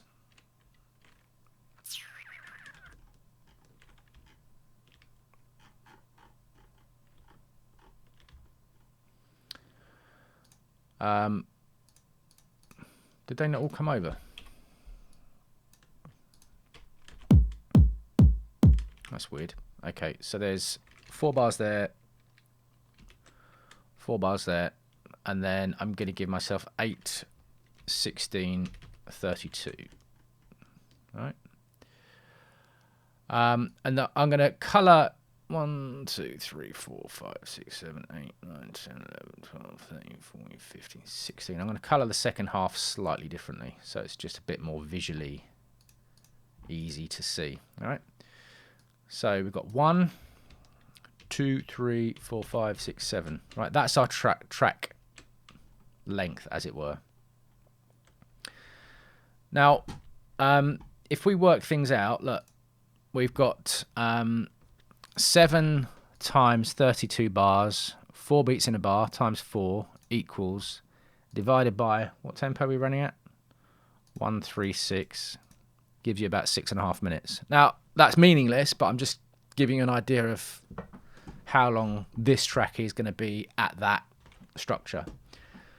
So we've got our intro, which is going to run 16 32 bars. Now, the reason I do 2 different colors, because each section, in my mind, I like to have 2 subsections.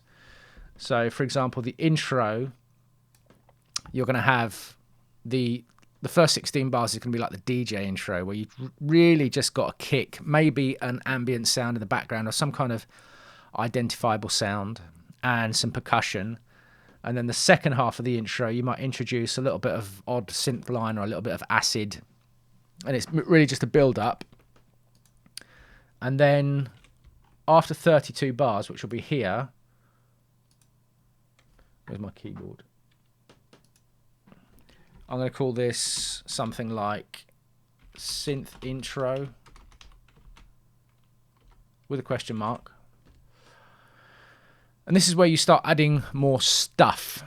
And at this point, you can do things like, I don't know, in the first 32 bars, you wouldn't have a bass sound, for example.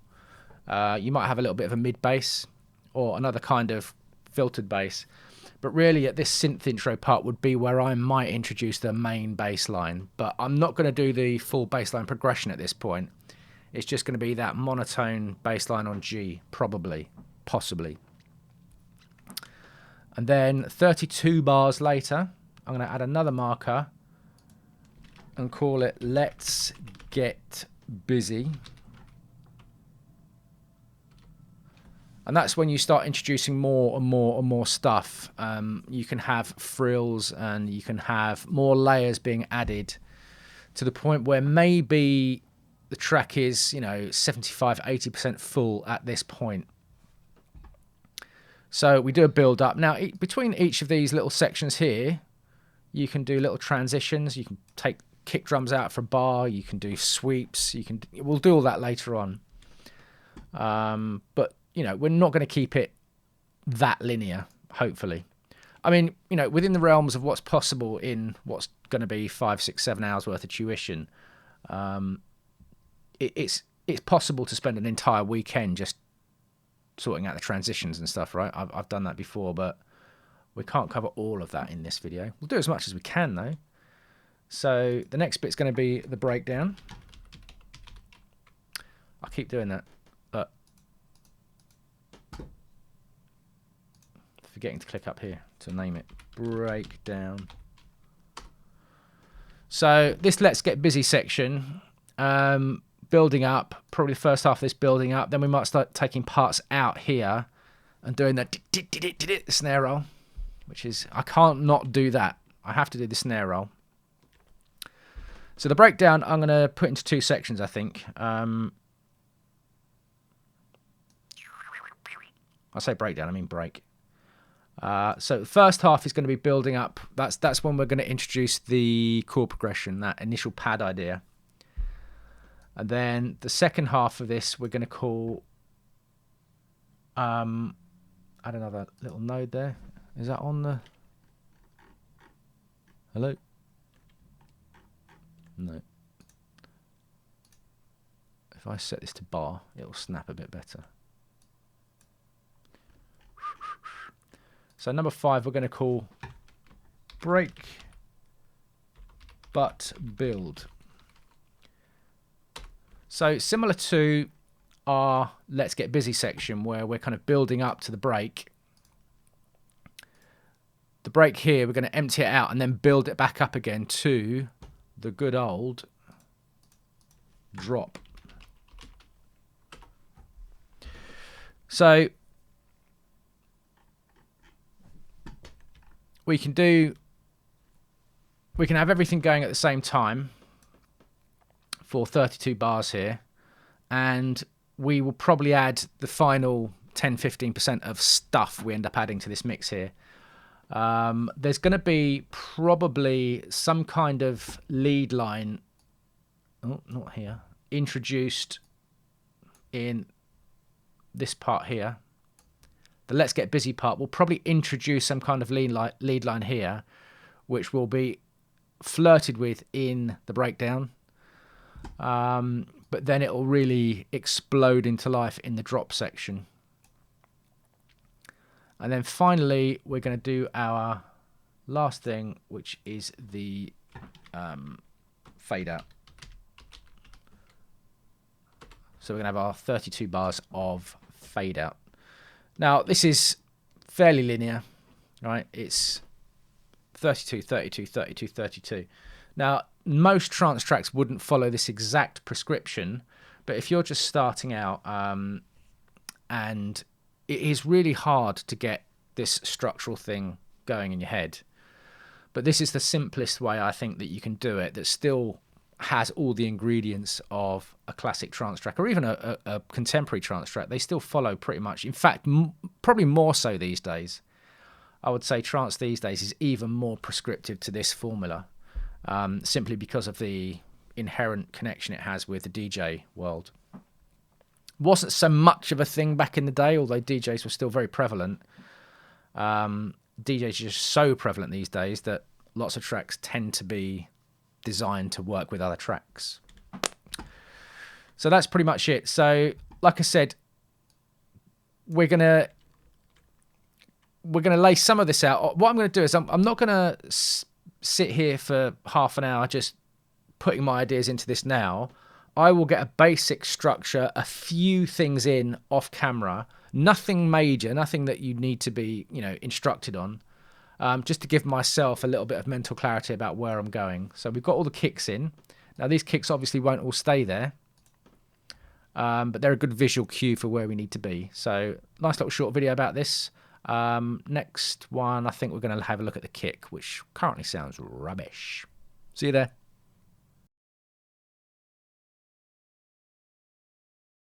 Hi, let's fix the dreadful kick. No more needs to be said. Action.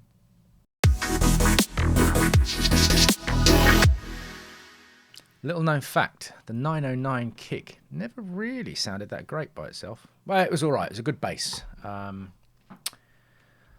But no matter what you do, it needs a little bit of help.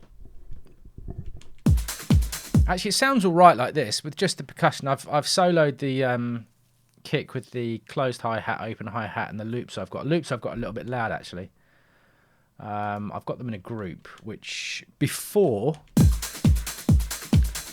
we do anything else, it might be worth just fixing these loops, because if I'm trying to hear what the kick's doing, I don't need to be interfered with by the loops themselves. Yeah, there's a load of bottom end still in there, which we need rid of. I need to turn this up a little bit. Actually, what I do want to do is just a quick little bit of housekeeping. Do you remember I said this is free flow? I've got some sunlight in the studio. That's a rare sighting.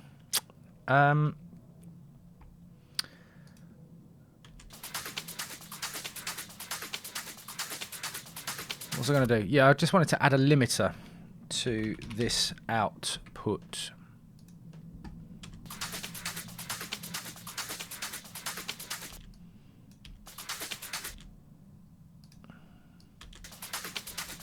And I just want to get the actual output a little bit louder, just so that I don't have to have my computer speakers turned up too much. I might give this 7 dB.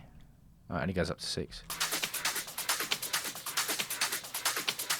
I just want to get it closer to where it's eventually going to be.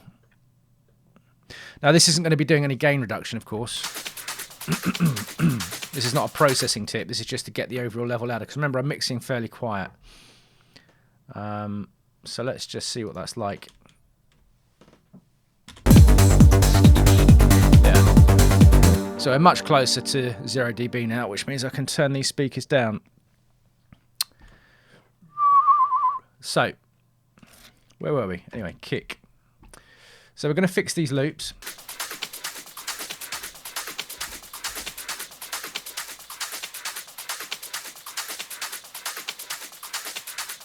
You don't want to take too much out of the loops. There is one of the reasons I said I'm choosing these loops. Sorry, I might be clipping that mic. It's so close to me.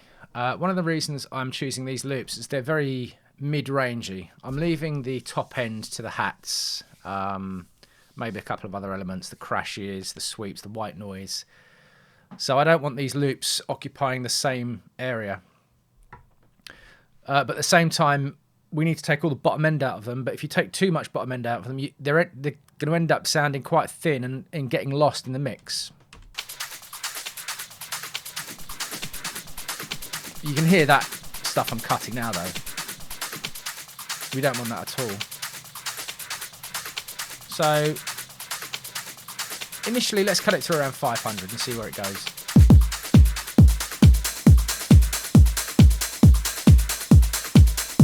So they're a bit loud.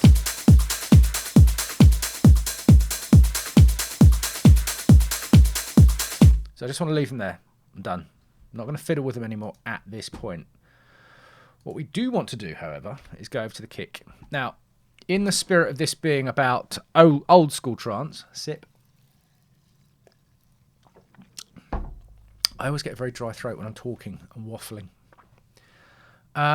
There is a very commonly prescribed way of EQing a kick, specifically a 909 kick, simply because it works. And I'm going to go through that again now. This is the way we always used to do it, with the exception of it being a visual medium. We used to use the knobs on the mixer to do this. But you will see a lot of trance kicks EQ'd in a very similar way. So first thing I'm going to do is set this Node 1 frequency to around about 80 Hertz. So we're going to give it a boost between, say, 50 and 100. Now, I would suggest that when you're using commercial samples, most of them are going to be heavily processed anyway. So not strictly something that you'd want to push with EQ. But the raw 909 by itself does need a bit of help. So we're going to push it not too much, 3, 4, 5 dB, something like that. And immediately you can hear it's kind of waking up. Now I'm going to need to turn this up a little bit for my ears. You might hear it bleed through on the mic a little bit, but I will turn it down again.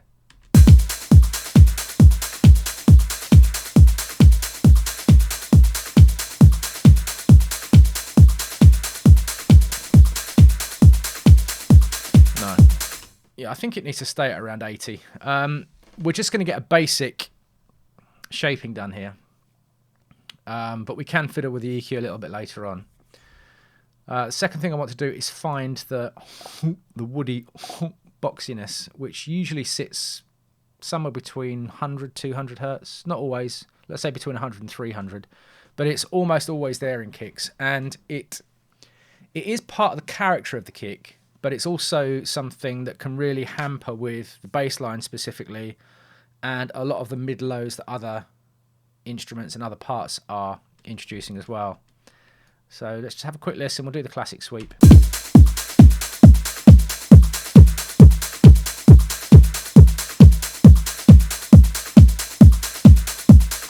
thinking about there maybe.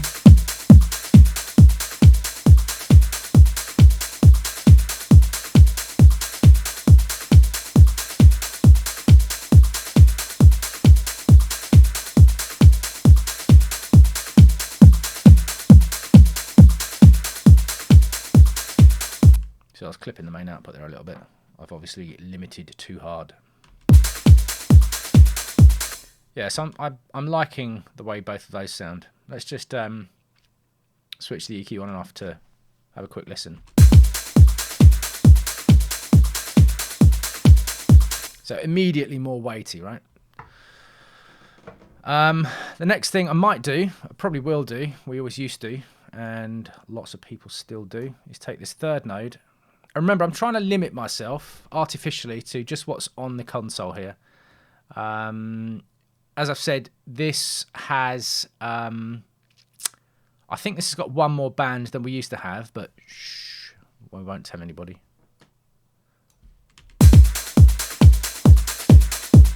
Yeah, see, all around here, we don't necessarily need that information in the kick. We're primarily interested in the low-end weight and the click. So the click is forcing it through the mix, and the low-end weight is supporting the bottom end.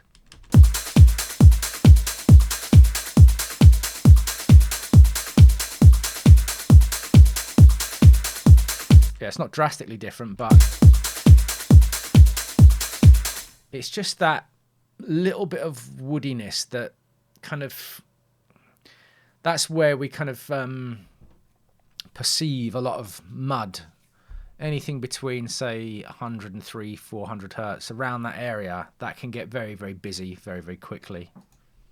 And the last thing I want to do, is this parametric? Yes, it is use node 4, and I'm going to find a little area that I might want to boost for the top end. In fact, no, I'm not. And I'll tell you why. It's because I'm going to use Cubase Envelope Shaper. Now, it's fair to say that the vast majority of old school trance, and this is what we're trying to do, would have either been created using early versions of Cubase. So it would have been Cubase VST, then SX. Cubase SX, I think, was 1999. And then from 1999 to about, when was Cubase 4 introduced? 2004, 2006. So Cubase 4 came next, and that was the first version of Cubase that I used around 2006.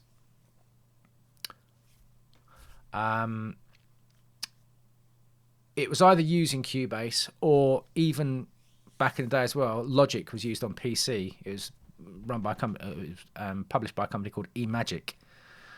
And there were certain tools that Cubase still has that were used back then a lot. And one of them is the Envelope Shaper. Is it Envelope Shaper it's called? Yeah. So, in fact, it even still looks the same or very similar. So this is effectively a very simple way of dialing in some compression, but not compression. So we can adjust the attack and the release of a sound. And what I want to do is just solo the kick by itself.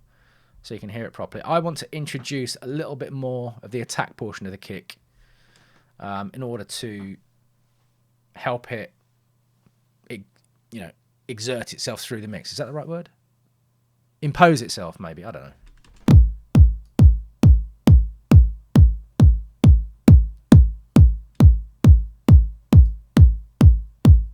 So we can adjust the length of that attack portion as well. So think of this as like the decay setting in an ADSR envelope, sort of, but combined with the attack as well. So we don't want to do too much of it. You can see it's clipping already. This is going to add some level to the kick as well. So we might want to take this down a dB. And all this volume adjusting I'm doing at the moment, this is a kind of a very basic form of gain staging. Because what you might find is if you start adjusting levels with the faders, the actual Cubase or whatever DAW faders you're using, you can start to get a little bit lost with it very, very quickly. And then when you go to do the final mix down, you can't really touch anything. So I'm using the volume levels on the synths themselves, or I'm using the pre-gain in the channel strip. And when I'm using plugins, I'm using the output level to try and keep it where I set it initially, so that when we do the final mix down, we're already almost there. I mean, I'm no expert on gain staging, but this is the way I do it. And I know a lot of people do it in a similar way. But I'm not massively anal about this. I'm a little bit more freeform with my mixing because I don't really enjoy it that much.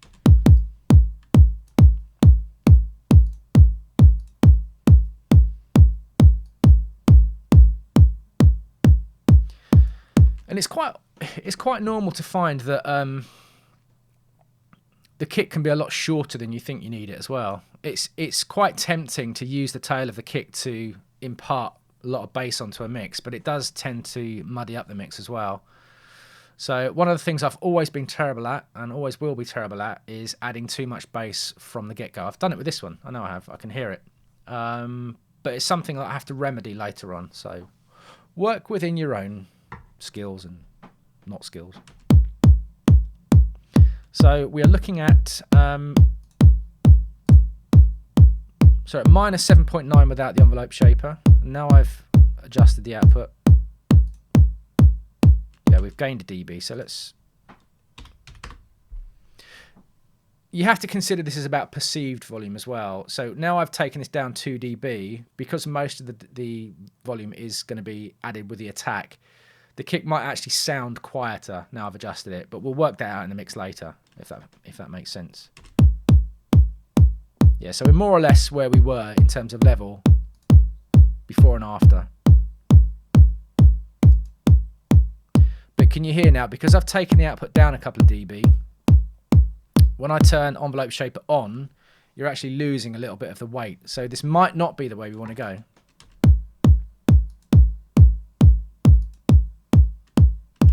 Let's give it back a dB.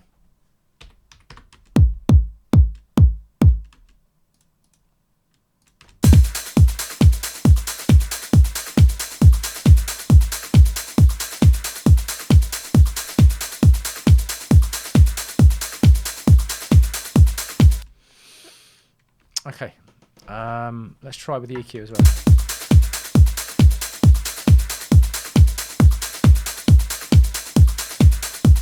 Yeah, I'm not sure we're needing that at this point. And then the last thing I'm going to do, will I do this before envelope shaper? I might do. Let's pull envelope shaper down.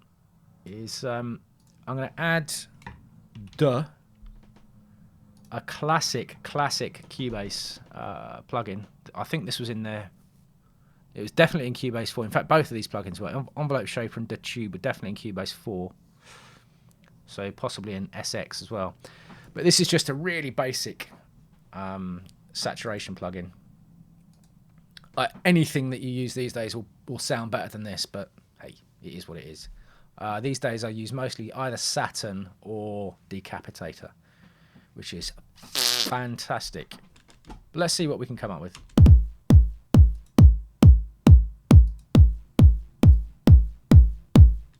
I need to turn this up again.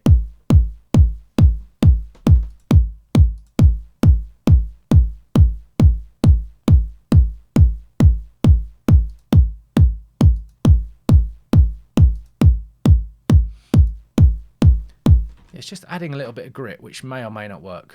I'm going to use it. I'm going to leave it in there for now. Where are we at with this EQ?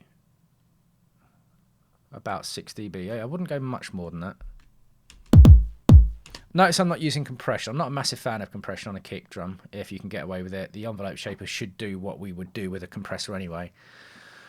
I think it's very hard to keep the low end in check with a compressor on a kick drum, even if you start using the high pass filter, because you've then got a disparity between what you're hearing with the low end and the compressed nature of the kick.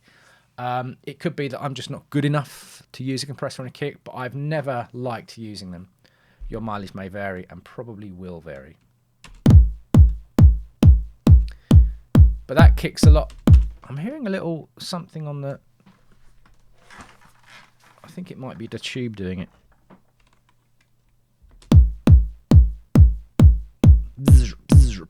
Yeah, that's just the tube, I think. Let me just double check. Yeah, that's fine. As long as it's just that. Because sometimes you can hear these things and it sounds like a little bit of internal clipping, but it's not. Right, so before and after.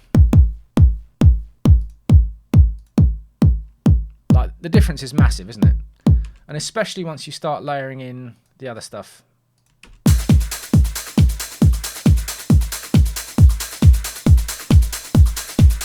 It's so much nicer. Let's bring in the basses as well. The basses are too loud.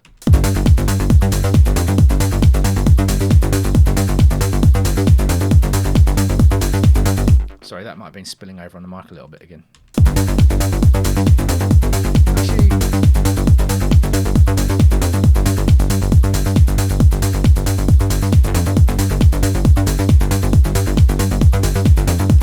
Yeah, the basses are still a little bit too loud, but we're not there yet. So yeah, that's just the kick processing.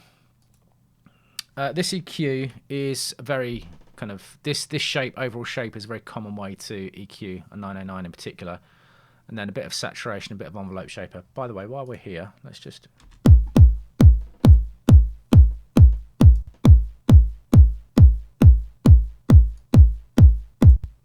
yeah, it shouldn't make that much difference, and I don't think it does.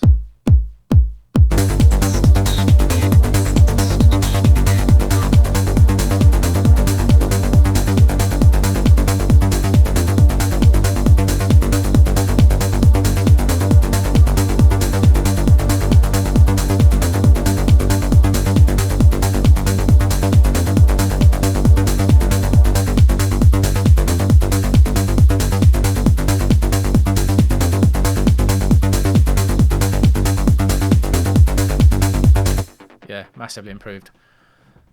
Yeah, so that's it. That's what I do to a 909. Like I said, you can do a lot more in terms of saturation with more modern plugins, but that ain't where we're going today. And the EQ might be tweaked a little bit later, especially that initial low end boost. That might need altering later. So I'm not sure what we're going to do yet. So let's find out.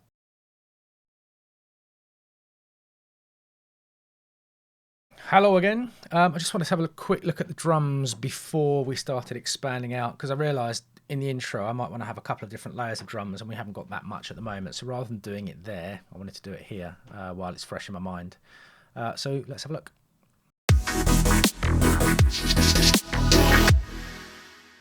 Right, to save you the boredom of me searching through samples, I've actually found a couple of claps that I want to use, and I've also opened up another instance of the 909. Ride is not panned, that's okay, because I wanted to add a ride symbol, and I was thinking about the clap from the 909, but I don't want to use that. They're quite crunchy and aggressive, and they require quite a lot of processing, so I'm going to pull in some samples. I've already found them. I just didn't want to record me looking for them for 20 minutes. That's no good for anybody. So let's put the ride symbol in first.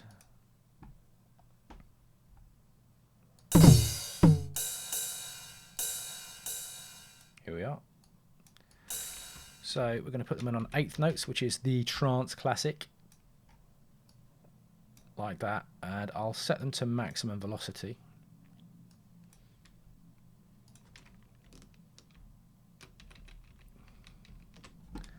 just loop around these 2 bars for now.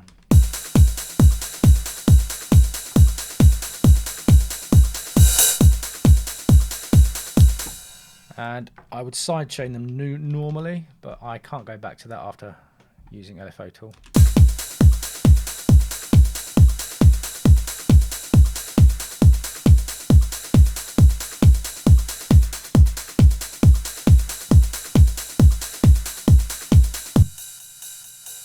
So simple as that for now. Not going to get too heavily into any kind of processing.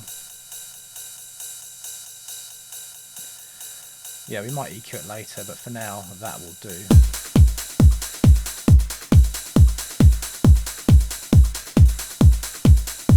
So it's just that little under fizz. And the claps I've chosen are also from Sounds of Revolution. And did I mute them? I've got that one. It's quite a nice tail on it. There's no processing on it yet. And this one, because I like the end of this one. So I'm going to high pass them both.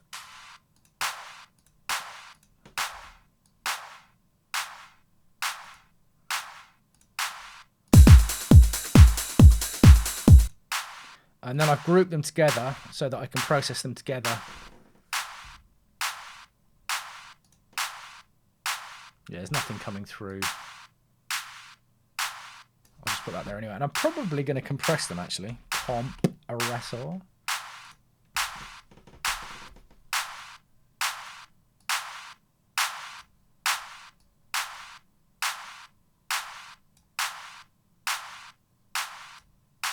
I'll pull the release down so that it extends the tail a bit.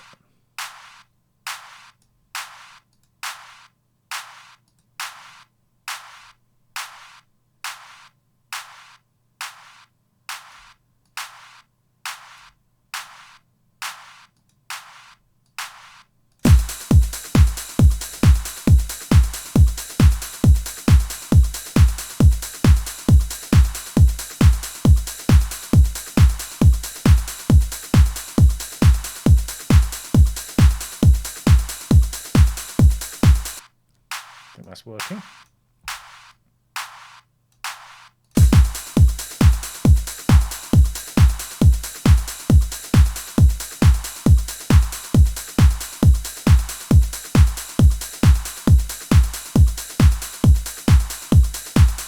Yeah, just giving them a little nudge. Where are we there? 800. Is that 800? Yeah, 800 hertz or so.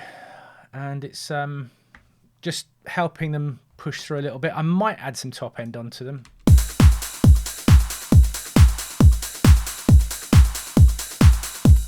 Although I will not.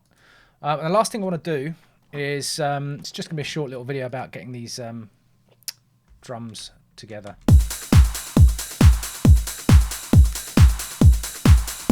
Is the open hi-hat. Now, it's quite traditional to have the open hi-hat at around the same level as the kick.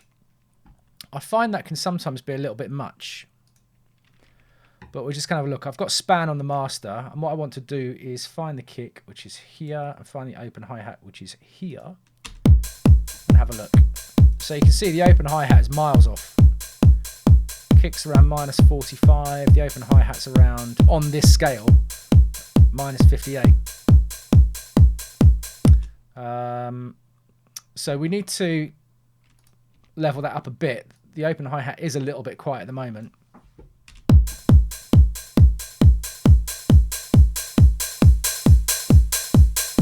But to my ears, that's too much. And I think the open hi-hat's a little bit long at the moment as well. So I think I'll open up an envelope shaper on here as well. I'm using this a lot, but it was used a lot back in the day. Still is, actually.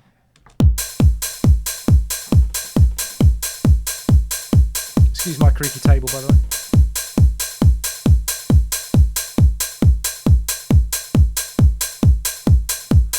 I prefer that already. So they're round about the same level there. I think that still might be too loud in the mix. The open hi-hat might still be too loud in the mix. Yeah.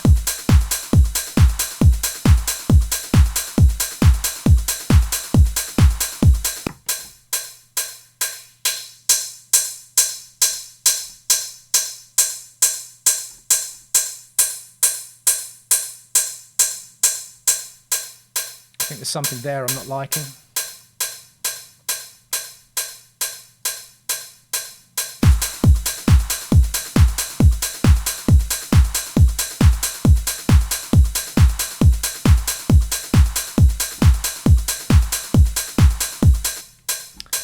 Do you know what else I might do is, oh, it's already on. How did that come on?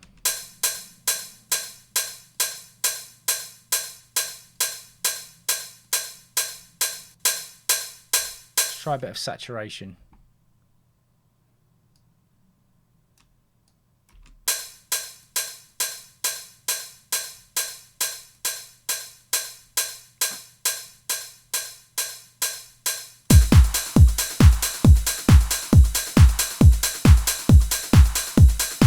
Yeah, that tames it enough that I might get rid of that and that. Let's try that.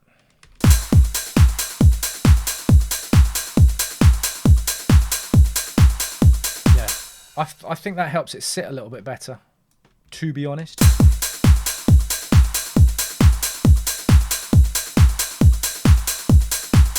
Subtle, but it helps.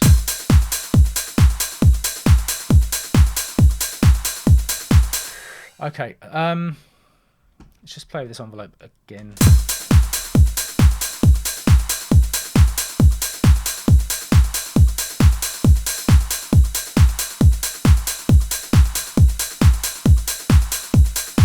And also notice I'm not doing any major corrective EQ at this point, and I'm also not adding any reverb at this point. And the reason is that the reverb for trance really, it's built around the lead lines and the pads and that kind of thing. They're the important sounds that have reverb smothered all over them. And sometimes if you start adding reverb to percussion now, it dictates where you go with the reverb later as well, which I don't want to do at this point. We can fiddle with that later. So let's go back to span.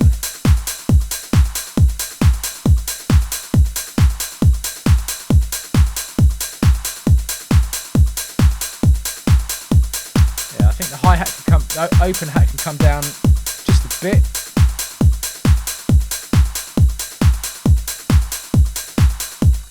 And then I want to reintroduce the bass lines, which I think still aren't quite right. I like the way they sound, but I think they're probably a little bit too in your face still.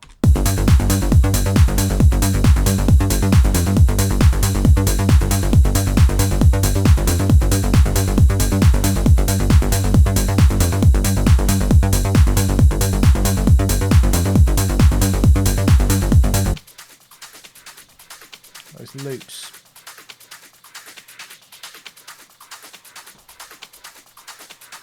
Probably push around there.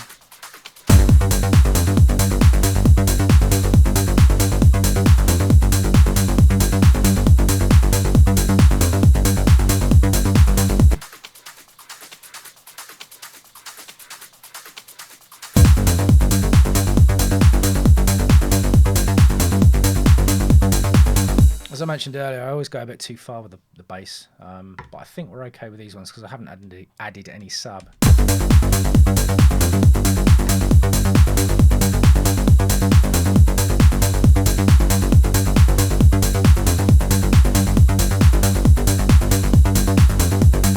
I'm going to leave this open hi-hat where it is for now because we're going to be adding like crashes and sweeps and white noise and all that sort of malarkey later on. So as long as I've got the open hi-hat roughly where I need it to be, we don't need to concern ourselves too much with the ultimate sound because those other sounds are going to boost this high end as well. So for example, when we're looking at this span, so we really want the low end and the high end to be roughly equal. But they don't have to be exactly, but all those sweeps and stuff that we add later on are really going to help add, even that out. And then we've got all this space in the middle for the leads and the delicious stuff and any vocal little snippets we put in. So yeah, I'll have to sort out this master output clipping. It could be that the limiter is not doing what it's supposed to do properly for some reason. I'll have to look into that.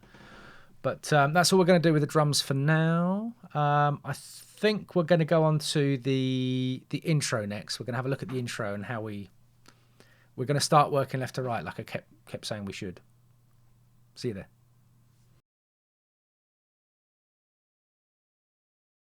Hey guys, welcome back. In this video, we're going to take a look at some of the intro. We're going to start fleshing out the intro to spark new ideas. So let's get straight onto that now.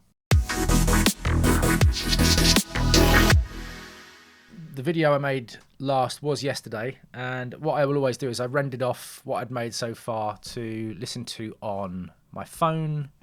I listened to on a different set of headsets. I've got a few pairs of these Beyerdynamics, and I've got a MacBook upstairs, and I listen on the MacBook speakers. They're quite representative of fairly decent media speakers. The MacBook speakers are pretty good. And I was thinking to myself yesterday when I was making the when I was leveling up the hi-hats, looking at span, knowing how a lot of trance music is made where the kick and the open hi-hat is leveled, my instincts yesterday were that the hi-hats were too loud, but I think I was suffering from a bit of ear fatigue, so I didn't trust myself yesterday, but they're definitely too loud. So I've pulled them down a little bit already. They may need to come down even more, but we're not going to look at the hi-hats really in the mix in this video. So what I'd like to look at is I've already selected a few sounds. Now, a lot of this sound selection stuff I'm not going to do on screen because it's, I've mentioned it before. There's no value in you watching me flick through presets or samples. So I'll show you what I've done.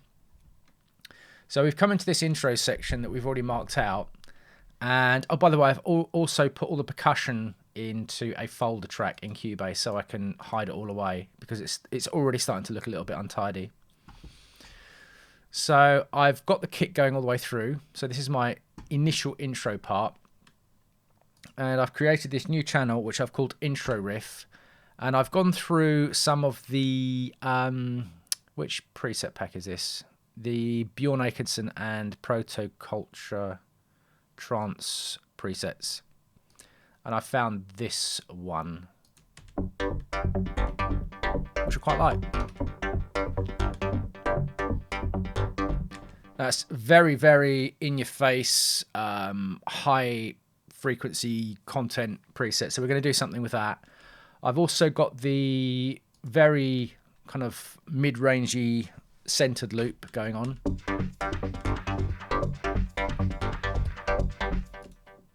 And then I've also found from Ultimate Effects 2 and I think Ultimate Effects as well, I've got a couple of crash samples which I'm going to use. I don't know if I'm going to use all of them. I might do.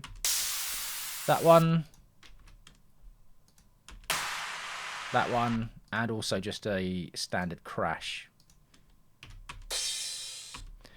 So I may or may not use all of those. And obviously we've got the kit going as well. Let me just hide these percussions. We don't need those right now. All together, it's sounding a bit like this.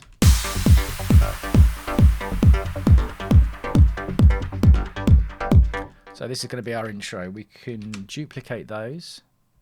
In fact, let's duplicate them all the way.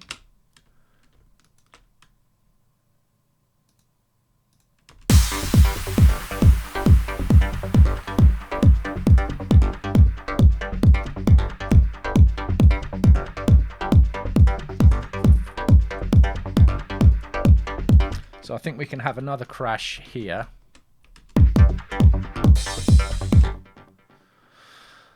And on the intro riff, I've already preloaded Tantra in. Now, I've gone through this in another video where I talked about trance intros. Tantra is something I use all the time. I mean, I haven't actually made a trance track for a number of years, actually. Which is why I can make so many mistakes to show you. Now, we learn from our mistakes, so I'm not going to cut them out. If I mess up, I'm just going to leave it all in. I don't have a prescribed way of doing things. I'm not pre-planning this at all. So I think me messing up is probably quite valuable in terms of he does it too, so you won't feel so bad when you do, or something like that.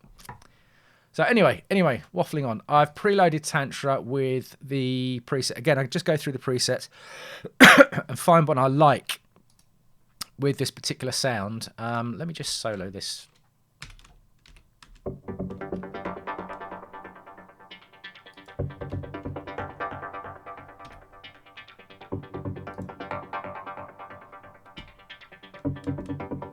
It's just so awesome, isn't it? But I am going to pull down the dry wet a little bit.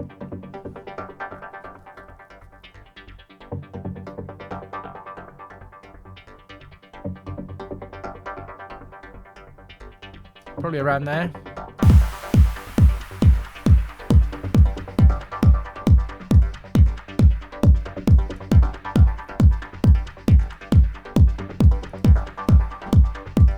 And this is that arpeggiator was off time there a little bit, but that's not, it's only because of where I put the locators.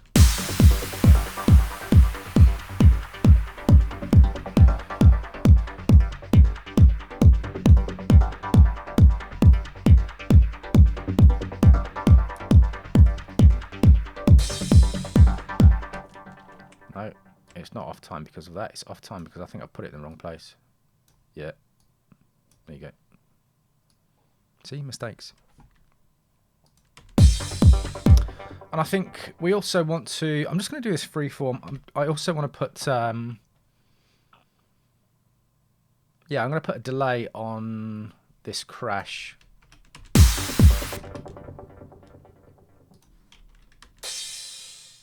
Might need to turn it up a little bit as well. Let's take the bottom end out while we're here.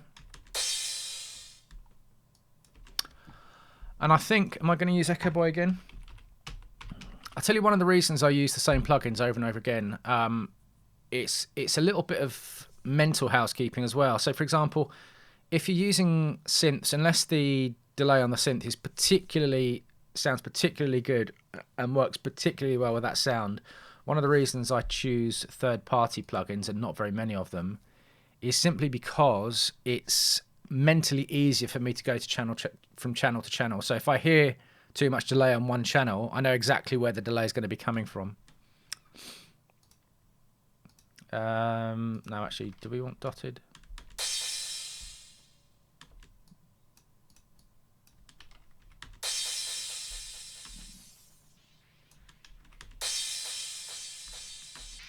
Might do.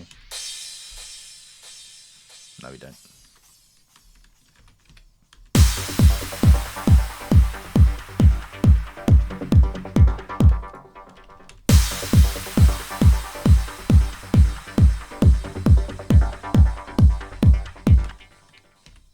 It's not bad.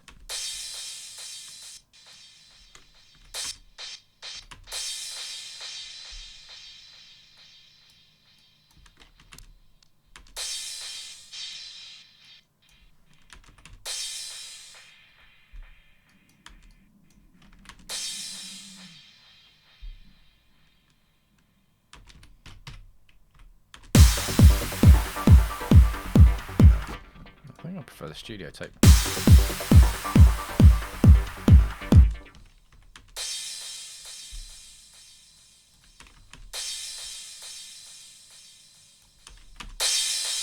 Woo.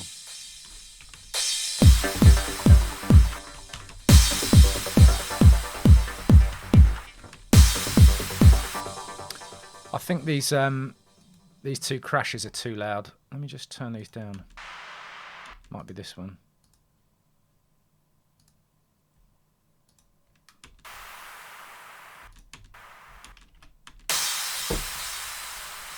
Yeah, it's just that initial that initial transient.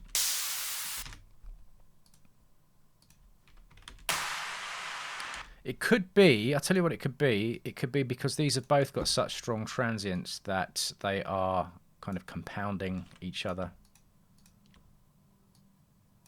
So I might just fade in one of them.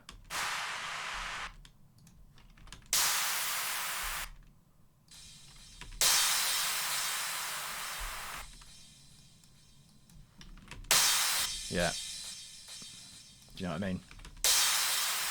They both have... Sorry, I didn't mean to do that. They both have quite strong transient clicks, and they're kind of probably too much if I do both at the same time. Yeah, that's better.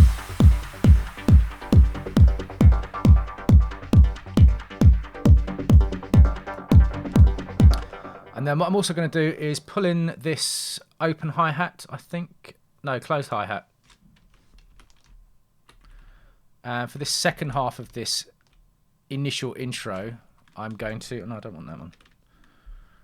I'm going to have the hi-hats come in. We're going to need a reverse, I think. Hello? My hard drive needs to wake up.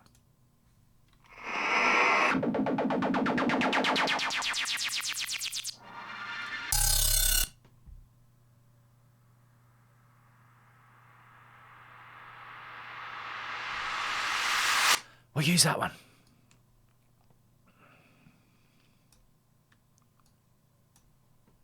I'm going to have to place this manually, aren't I? So it's not the right tempo.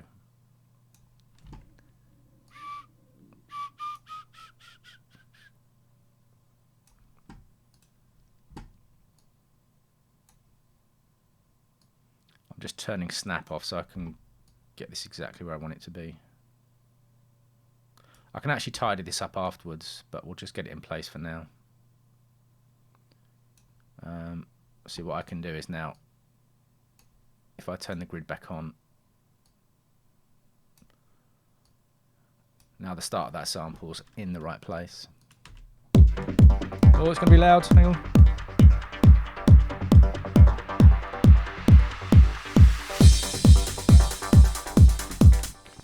Did that work? Kind of, and I think what we want on there is good old, you know what I'm going to do? Luffer.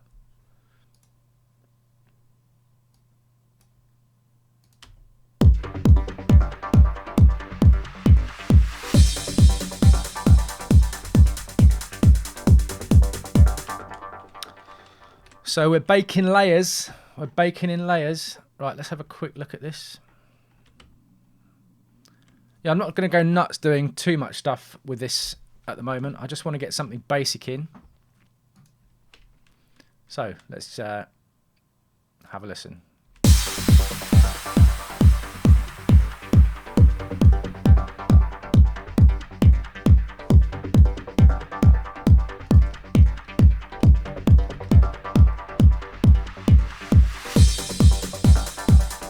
you can hear those close hi-hats coming in.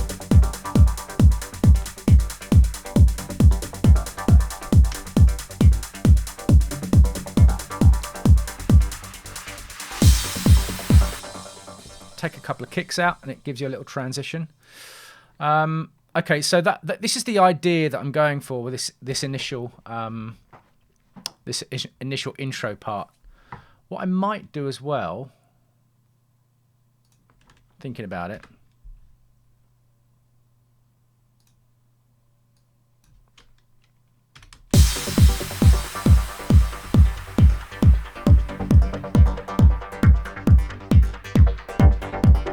one of the reasons I pulled down the mix level in Tantra is so that when I use the filter in the synth itself, it's not smothered by the Tantra synth, if you know what I mean. So we can still hear the filter in the synth opening up. You'd still hear it anyway, but because the preset I chose in Tantra is heavily filtered as well, it would be less obvious what I was doing with it. So while we're here, one last thing I want to do in this video, I'm going to try and keep these videos short because I could spend an hour just messing around with the intro. You don't necessarily need to see all of that. I just want to EQ this a bit because it's a little bit too in your face for me.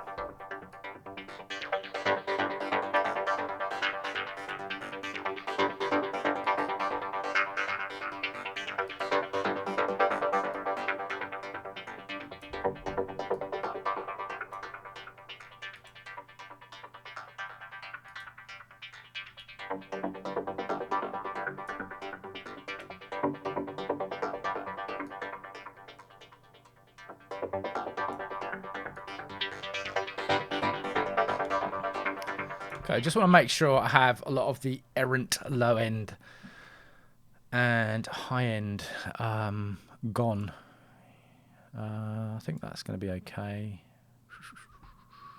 Yeah, because we've got a multi-band limiter on it. That's what's pushing everything in this preset. It works fine in the intro though. And perhaps I might turn on some saturation. Let's try. What did we use last time? Tube? Was it the Tube one? I think it was. Let's try Magneto. Hello.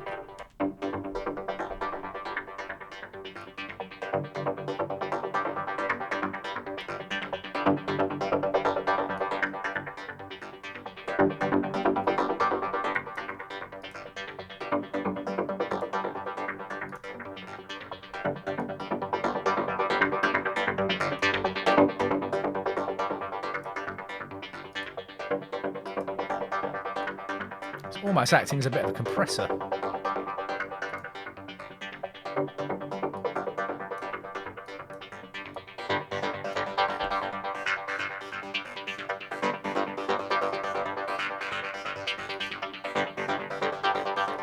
As is the standard for tape compression, yeah. Tape saturation. I'm going to use a compressor as well because it's quite a dynamic sound that as we open the filter, we're going to want to control. I'm going to use a standard Cubase one, actually. One of the reasons this goes out of time, by the way, is if you start the playhead mid-bar, sometimes the fact that you've got an arpeggiated patch in Anna 2 and also in Tantra, they get confused, bless them.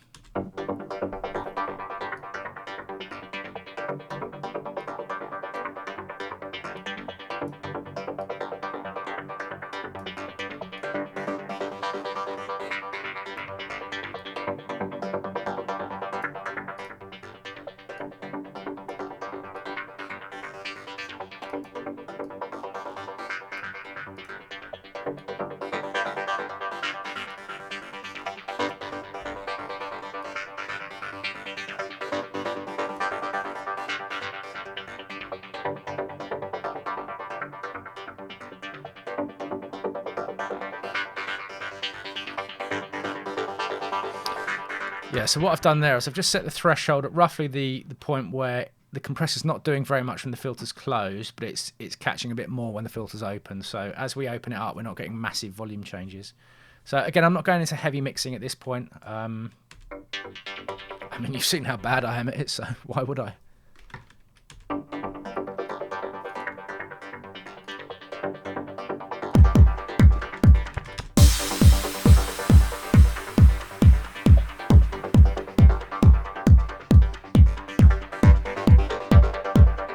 So that doesn't get crazy loud when you open the filter now.